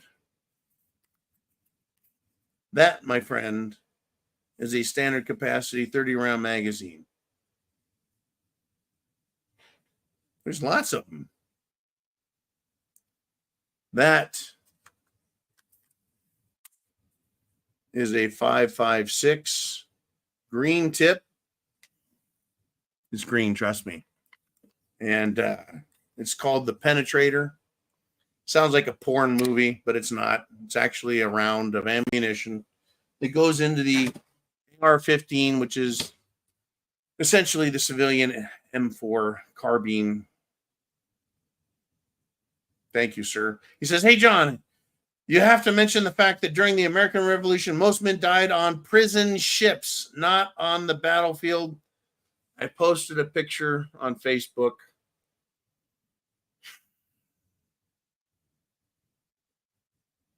This really upsets me, William. And maybe you have been on here before. I don't know. But you just struck me with some melancholy about the men that died. You see, when people were captured in the American Revolution,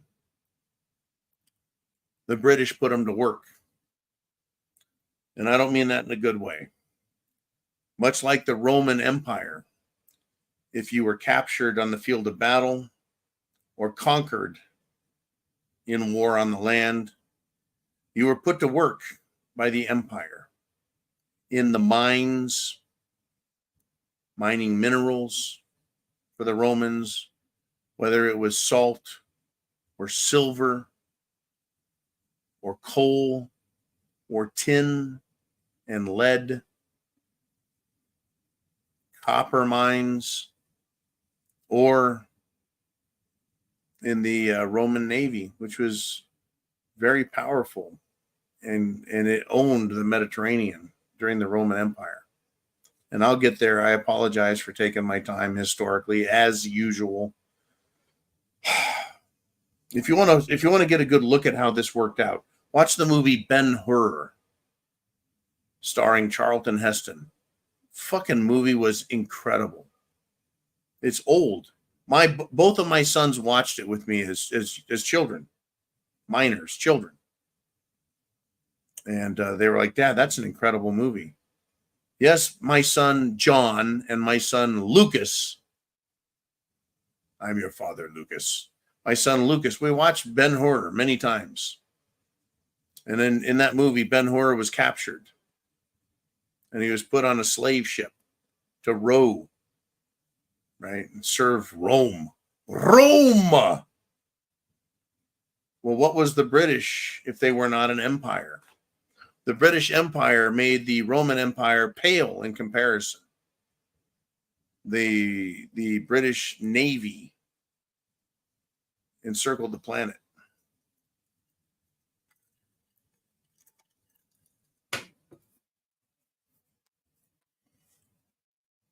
The sun never set on the British Empire.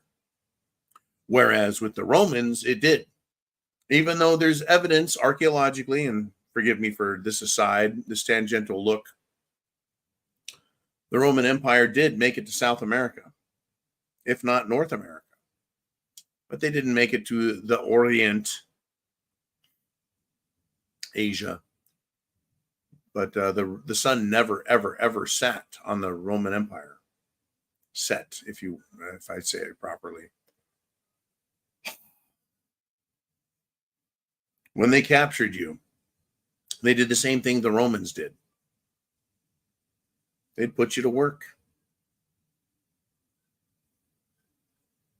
And during the American Revolution, I've never heard that most men died that way, William. But if you were captured, you were guaranteed an absolute miserable existence, including most often death. The British were formidable. Unless you were an officer and you could be offered as hostage, exchanged for British officers, you were as good as fucking dead. mistreated, malnourished, died of starvation, pestilence, scurvy by the Brits. There was a punishment unfathomable to us today, unless you study history and know what evil men do to other men in times of war. And I will not excuse it nor condemn it, because that's what happens in war. Folks, if you get into war, you understand the depravity that all sides face and the depravity that all sides commit because of anger, hostility, hatred. It is fucking awful. War is hell. It is not a fucking John Wayne movie. War is not a Mel Gibson movie. War is hell. What they did in 2020 was destruction. It was not hell. It was not hell. That was not war. That was terrorism. Terrorism isn't necessarily war. Terrorism is terrorizing people to obey. War is hell. And that is what the Democrats have wished on Ukraine. And the Rhino Republicans that benefit by war have wished on Ukraine and the men of Ukraine and have forced on Russia. It is what is happening between Israel and its enemies.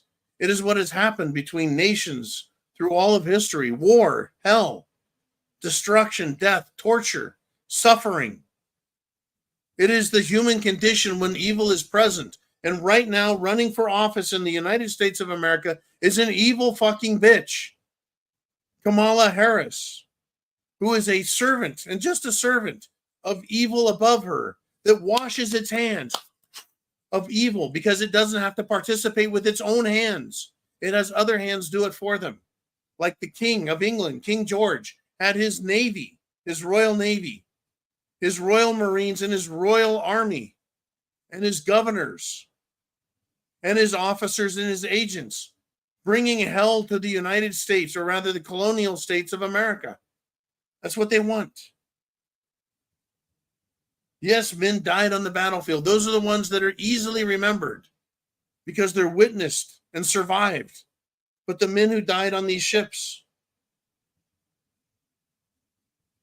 the men who die in political prison, the men who die as political prisons that are tortured. It's fucking awful. And just to imagine it fucking hurts. You know, the amount of suffering I've suffered is nothing compared to what these men have suffered. It's real. And this is exactly what Kamala Harris wants, Barack Obama wants, Hillary Clinton wants, Kamala Harris wants, cute little Katie fucking Couric wants. Every Democrat wants to torture you. They want you in a political prison, a concentration camp, a re-education camp, a work camp, a death camp. They fucking hate you for wanting freedom and liberty, for having love in your heart. They hate you because they have nothing but a cold, black, dead heart that hates America and it hates God Almighty. They're evil and they enjoy it.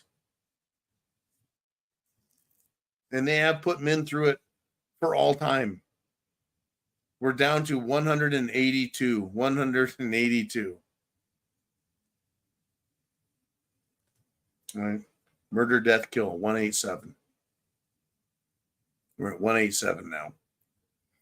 What an appropriate fucking number to pop up. All right, folks. I'm trying not to get too fucking gruesome with you, but this is what we face. This is why Donald Trump is so important. I want you to remember and think, and I know a lot of you have been here all fucking night long. All night long.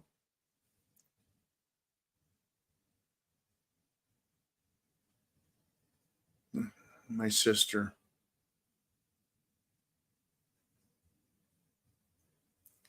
I've been here all night long with you. We have an awful lot of trouble, folks. Think about what would have happened if Donald Trump had not turned his head to the right and had that bullet pass through his ear and just missed his head. It went through his ear, but missed his head. If he had not turned sideways and looked towards the gunman, that bullet would have gone through his fucking cranium, exploded his head live on TV.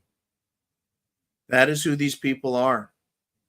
That is who the Democrats are. Remember all the Democrats who said, man, we need to get a better shot. Fuck you people.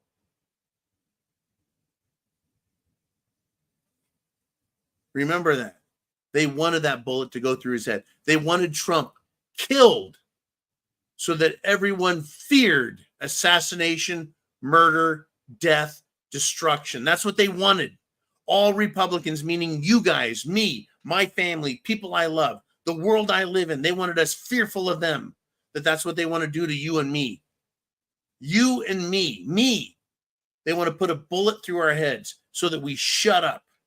They want to silence Elon Musk. They want to take all his money. They want to take his contracts. They want to take his companies. They want to even take his technology. Folks, Kamala Harris wants to steal technology from those who develop it and steal it for themselves, erase them, and then use it to subdue you and me, that technology. I've discussed it. Robots, drones, artificial intelligence. They want to weaponize it and use it to control you. That is who is in charge in Washington, D.C. I'm not full of shit. That's what they want. If Trump hadn't turned his head, thank God. And we all know it was a fucking miracle that happened. And that's why he's going to win this election. Because it is divine providence that is before us to show us, at the very least, that we need to fight for our own existence, if not our own freedom and liberty, because the Democrats will murder us. All of us. They called parents domestic terrorists. They called me and you potential terrorists, if not domestic terrorists. They hate us. Merrick fucking Garland, Eric fucking Holder, the Clintons, the Obamas, the Pelosi's, the Schumers, the McConnells, the Swallowswell, the Klitstingers out of Illinois, fucking Gretchen Whitmores, the Kathy Hochul's, the Pritzkers, the Cuomos. They'll hide under a fucking rock. They'll transform themselves into a beautiful butterfly and show us they're actually good Americans. Oops, sorry, we tried fucking killing everyone. The Anthony Fauci's that tortured beagles, literally. The people who are controlling the fucking weather to the best of their ability and causing absolute chaos in the world. Even if their technology is limited to just seeding the clouds, it's just some cloud seeding that washed away North Carolina, Tennessee, Georgia, and Florida. Fuck us all, right? Folks, that's what's up for stakes in this election. There's nothing we can do about it now. It is now in the hands of people counting the votes. And after 2020, I remember after 2020, after 2020, we were all told it's not just who wins the election. It's not just who votes. It's who counts the votes. I believe that was a quote from Stalin, Joseph Communist fucking Stalin, who said it's not who wins the election or who votes. It's who counts the votes. That's what matters. Because then everyone goes, I guess everyone else wants this fucked up governmental system. Man says nothing divine about it. We are giving free choice and responsibility. If it falls, it's our fault. If it succeeds, it's our doing. And right back into reality. I will not. This is interesting, man. You know I love you, man. And I love our debates and discussions. The only reason I'm alive today is because of divine providence. There have been many, many, many instances where I should be dead, man. At the same time, I agree with you, though. And I say it is either my fault or it is, my fault, succeed or fail. because of my efforts, my thoughts, my discretion, my choice. And I have put myself in unique positions that have helped me or burdened me with loss. But man, I've witnessed some weird stuff in this world, and I have to believe that there's something bigger than me, whether it's a sixth sense that's part of me, or as many people believe it's it's divine providence. Anyways, I do like the divine. I do. I like to believe that there's someone other than me looking out for me, because I actually believe I'm reckless and careless, because I err on the side of, shall we say, this is what my last name means. My last name, my true last name, folks, that means haughty. It means I'm a joker, not in a funny sense, but rather an in-your-face kind of sense. My surname, going all the way back to its Celtic roots, is exactly who the fuck I am. I became who I am before I learned what my name means in the Celtic Germanic language. It means I am in your fucking face. It means I'm gonna live my life as I see fit. Right? I'm that guy, and that's how I've lived. And it's managed to work in this world to a certain degree. But I do not, and this is where I will agree with you 100%, Uman. I will not shirk responsibility. It's my fault. It's my fault. I'm not blaming anyone else. Every decision I've made is my fault. Every success I've made is because of my efforts. It's my doing, as you suggest. And we as Americans have to accept that. We cannot say, it's divine providence, so we must become slaves because God is punishing us. Fuck that. God never intended me to be a slave, so therefore me becoming a slave is not his fault because he chose, but because I made a decision. I failed. I didn't stand up. I didn't fight hard enough. We as a people didn't fight hard enough. And that's what we're doing in 2024, is we are fighting hard enough to win this. And I believe we will. I feel like a fucking preacher. I feel like a fucking preacher, man. I feel like I'm standing in the sermon, except I'm not holding a Bible, right? I'm just speaking from the heart and the mind. And it's interesting, folks. Philosophy is the your credo, what you believe, what you've learned through education and experience.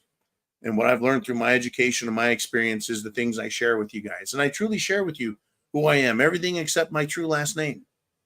Everything except my true last name, which is, I've told you, is Celtic in origin.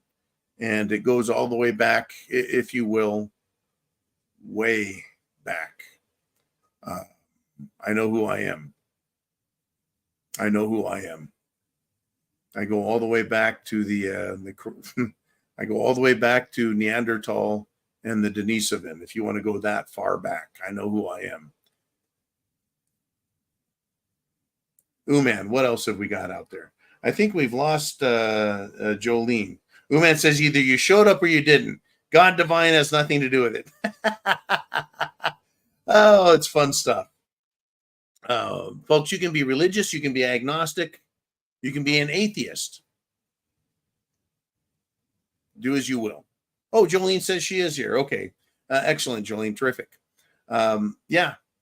I don't care. If you're a good person, damn it, right? Good or evil, make a choice. Good or evil, make a decision. Good or evil, act on it. But don't try and blame someone else or make someone else accept credit for it or responsibility. We're all responsible for ourselves, both individually and collectively. I believe that wholeheartedly. I don't believe in this thing where, well, God looked at us and he was very upset with the decisions we're making, so he punished everybody. Fuck that. I don't believe in that type of shit. I don't. I believe we can all make a fucking difference. I don't believe we're subject in that way. I don't believe in group punishment. We're all responsible, and we can all do so much more than we're told. And I've tried instilling that through the Prepared Mind channel. You get prepared: food, water, shelter, clothing, medicine, means of self-defense, and a plan. We talk about Maslow's hierarchy. First, you have to take care of the survival stuff, food, water, yada, yada, yada, for preservation. And then you move on to a little bit of comfort, some society. Oh, look at that, some education. And you get up to this self-actualization at the peak of the Maslowian pyramid. And the world is a great place. And we live in this shall we say, utopian paradise, which we'll never get to because human frailty, greed, corruption, etc. just tears us down every fucking time. And that's part of the philosophical experience of living the human life. Once again, whoops, pardon me for going down that road. 2024, Trump or Kamala, will we win?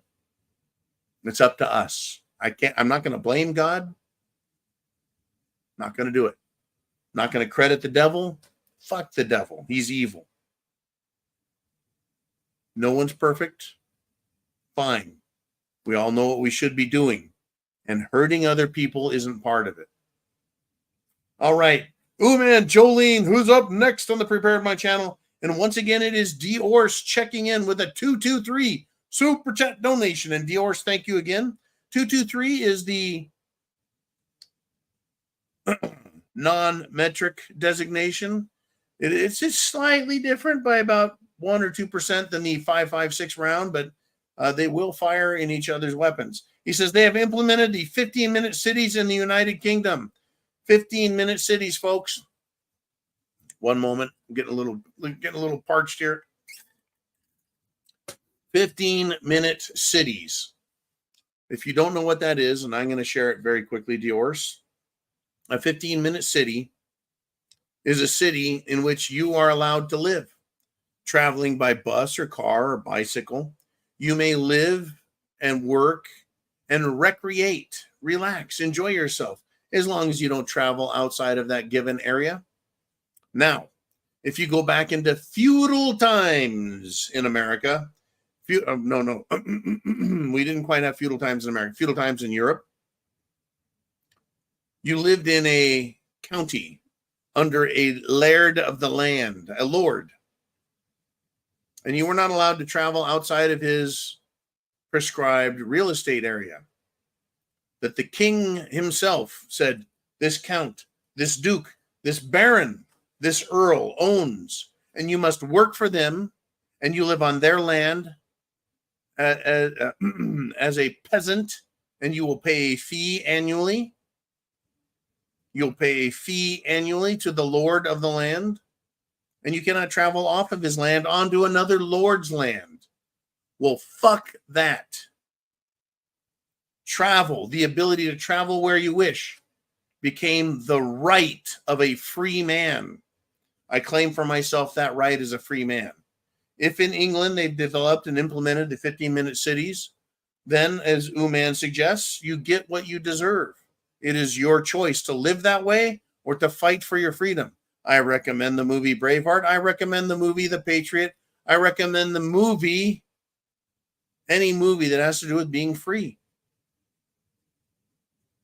Because you will get a sense through the theatrical experience of what it means to see and look at that type of slavery.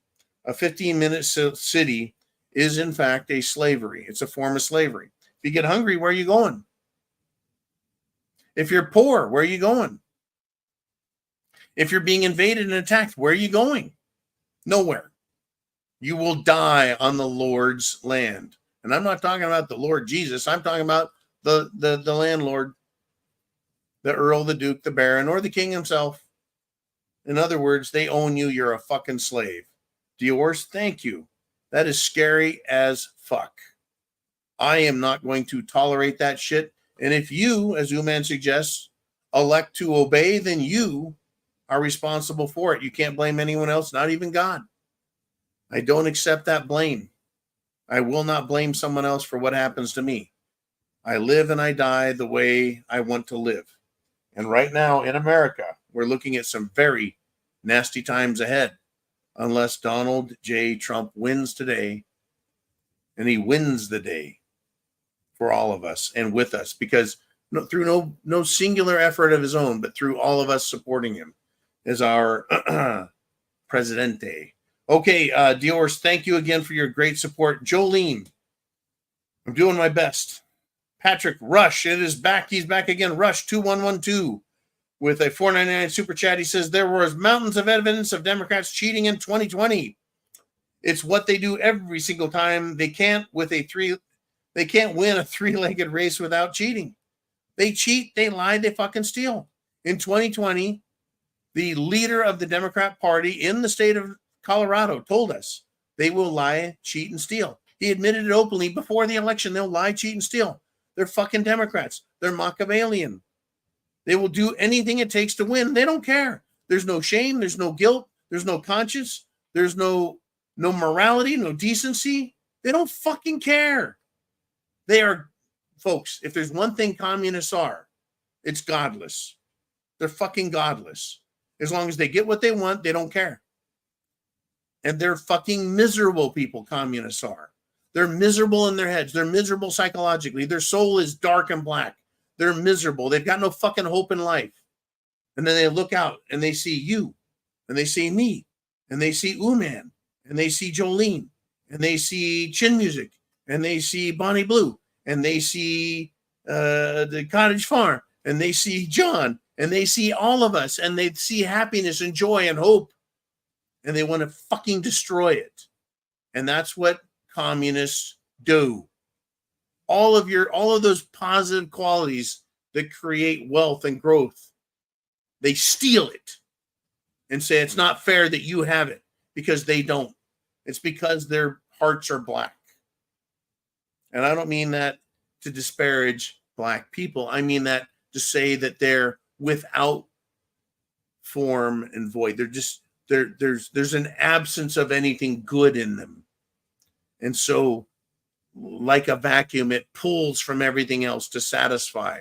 They want equality, even though equality under communism is the lowest common denominator, which is fucking misery.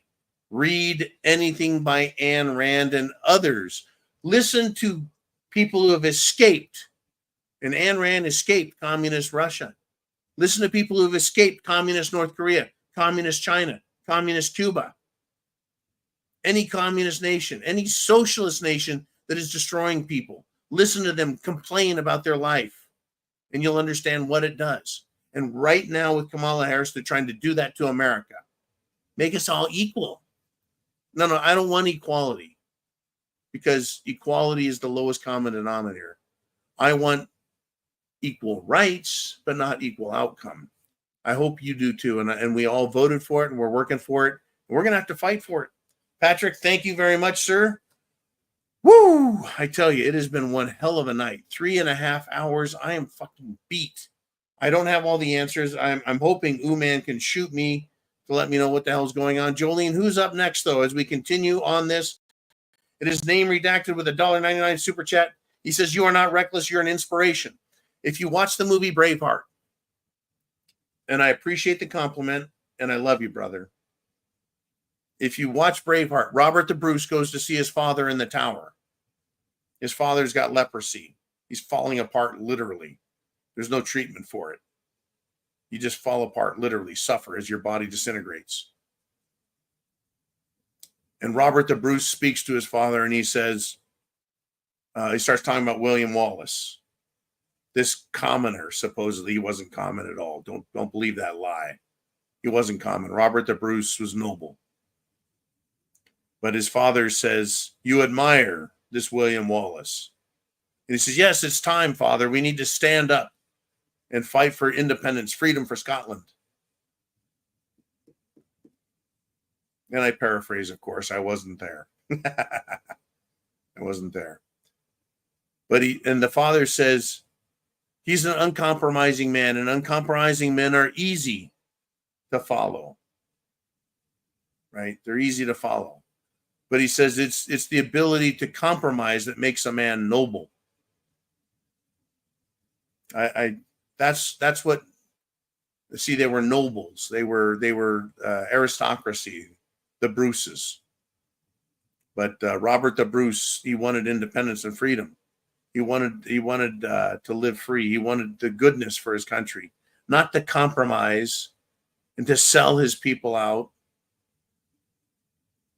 So people could look at Robert the Bruce. They could look at William Wallace and say they were reckless because they put their lives on the line constantly to fight the English and to win their freedom ultimately. But how did William Wallace get people to follow him? Because he was uncompromising. And it's easy to admire an uncompromising man because we stand out. But you could also say, yeah, we're reckless. But we're also inspirational. And I don't want to, and I don't lightly, and I don't pretend to be as brave or as good a man as any of those in history, whether it's the Bruce, who turned around and did lead Scotland to freedom after William Wallace was literally drawn and quartered, which means he was cut open in the midsection, his intestines pulled out, and then pulled into 4 fucking pieces by 4 horses, pulling ropes, pulling his arms and legs apart by their pieces, and his fucking head stuck on a pole on London Bridge so everyone would see this is what happens when you fight the king. I'm nothing like that. William Wallace was incredible. George Washington was incredible. John Paul Jones was incredible. I'm just a man. But I want Americans to remember who they are and what made America great. And I want us to make America great again. And tonight, today, this year has been about waking up America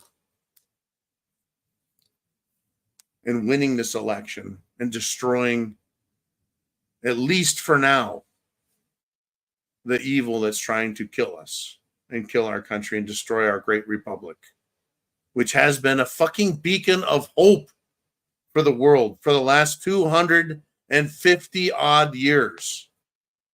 A beacon of hope and freedom for those who are oppressed.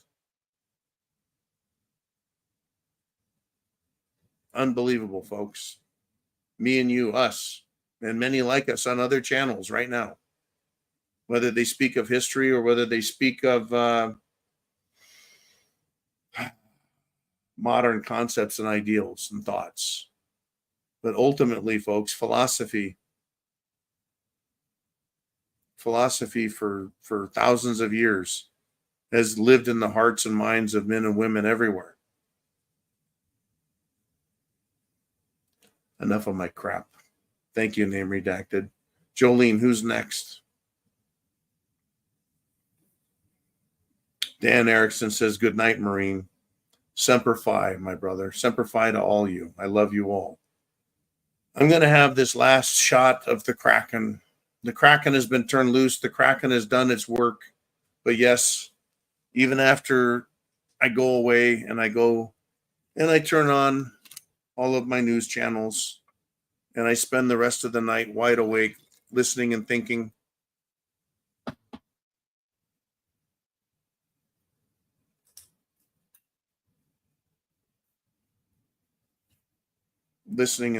about what's going on and praying, hoping that other men stand up as you and I have stood up, and men have stood up and women have stood up and fought. You know, I hope we get through this. I don't usually talk this long, but it happens from time to time. Last time we went this long, Uman was with me. We talked, I think, 4 hours and 45 minutes. Was that how long it was, or was it 3 hours and 45 minutes?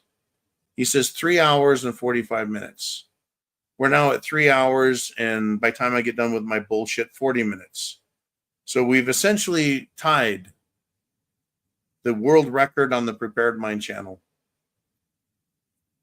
Semper Fi, Dan. Semper Fi, which means always faithful to everybody. Down the hatch.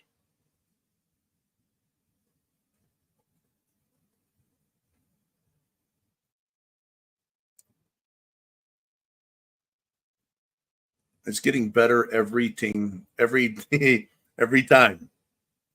Thank you, brother, very much. Jolene says we've got a couple more super chats. Let's get to them. Let's finish the evening off. We got Diorce with a $12, as in 12 gauge. Number 4 buckshot, 2 3/4 inch. He says, oh, before I move to what you said, this, my friends, is a 10-round Typhoon AR-12 magazine. It shoots 2 3/4 inch shells. This one happens to be loaded with triple-aught buck, along with all of his brothers and sisters. The AR-12 looks like an AR-15 or M4, except it shoots shotgun. Just want to make sure the enemies of freedom and liberty know that there's nothing but trouble waiting from you or me or anyone. Leave us the fuck alone, and it's not going to happen. We have to beat them politically, and then we'll be free again. He says a pretty good, albeit dramatized version of events of the Revolutionary War is Mel Gibson's, Chris Cooper's, and the late Heath Ledger's movie, The Patriot. Folks, I recommend highly the movie, The Patriot. Yes, it's overly dramatized. Yes, there's a lot of artistic and theatric license, but yes, it is well worth doing, very motivating. And I suppose I should have recommended it weeks, maybe months, or even years ago. And if I hadn't, I guess I fucked up. But still, if it's not in your heart, if it's not in your head already, then you won't recognize it when you see it, when you hear it, when you experience it. But you guys are preppers. You guys are patriots. And you've been here and you've been living it already. So when you watch The Patriot or Braveheart or Full Metal Jacket or Platoon or The Sands of Iwo Jima with John Wayne, you'll recognize the strength that's within us as human beings. You'll feel it. And that means you're an American. You love freedom. All right. Thank you, Diorce, again, for the great, great support that you've given me here on this channel. All of you, I love you very much. I love America. Love our Constitution. Jolene says there's one more. So be it, brother. Once again, the Kraken has been released. It is a fine. Oops, I poured it a little tall. It is a fine. I don't know how fine it is. It's fucking some rough shit. It is black spiced rum with coffee.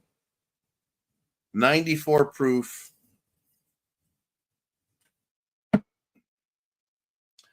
And Dan the Man Erickson says, Trump 2024. I second the motion. And also, God bless America. And may we win this election and stomp the ever-loving shit out of communism with our votes and our will. Here's to you, Dan. Thank you, sir.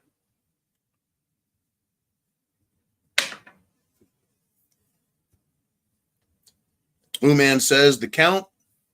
One more time, please, Mr. Uman, my brother. He says, currently it stands at Trump, 210. Camel Toes Harris, Hairy Ass Horace, 112. Mr. Uman, can you please tell us how many electoral college, shall we say, numbers we need to secure victory?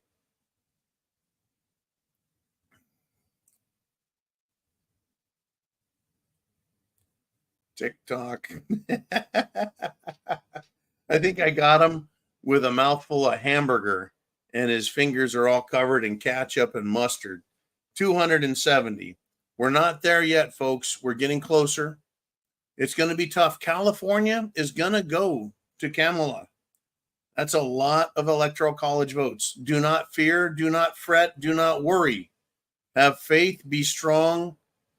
And folks, if you've got an opportunity and it's within your area, go and make sure they do not cheat. Support your local Republican Party and tell them you want them to watch every single fucking ballot. Every single one of them. I don't want to let them cheat their way across the finish line and fuck us out of our freedom. If that happens, this Constitution is destroyed. Not by an army, not by a nuclear war, but by a cadre of deep state bureaucrats and their fucking stooges who have cheated us out of our liberties, our rights, our property, our families, our wealth, our heritage, and our futures. I want to finish up, if I may, with a comment from Mr. Chin Music, who is down on the southern border and has been battling and fighting for liberty for America on the southern border, which has been opened by Camel Toes Horus. Go ahead, if you will, Jolene. Let's finish this up here, unless something else pops through. He says, I would give my left one to see Steve Garvey beat pencil neck beta shithead Schiff. We're going to find out, man. We're going to find out. If there's anything that life has demonstrated to me, it's that nothing is for certain at all. Nothing is for certain at all. All right, I'm going to let you all go. I'm going to go down, probably eat some more tacos, head over back there to the right, to the left, and into the entertainment zone and see if I can't figure out what the fuck is going on. If I get news, I will post it on X, which is Twitter, or YouTube as a post. Otherwise, expect to hear from me in the morning. Semper Fi, everyone. God bless America. We need all the help we can get, and you guys have been, I would say, at the point of the spear, making sure it gets done. Chin Music, thank you, brother. Thank you to everyone who participated both in the chats, everyone who participated on screen, and everyone who's behind the scenes, making sure liberty is protected and defended from evil. Semper Fi.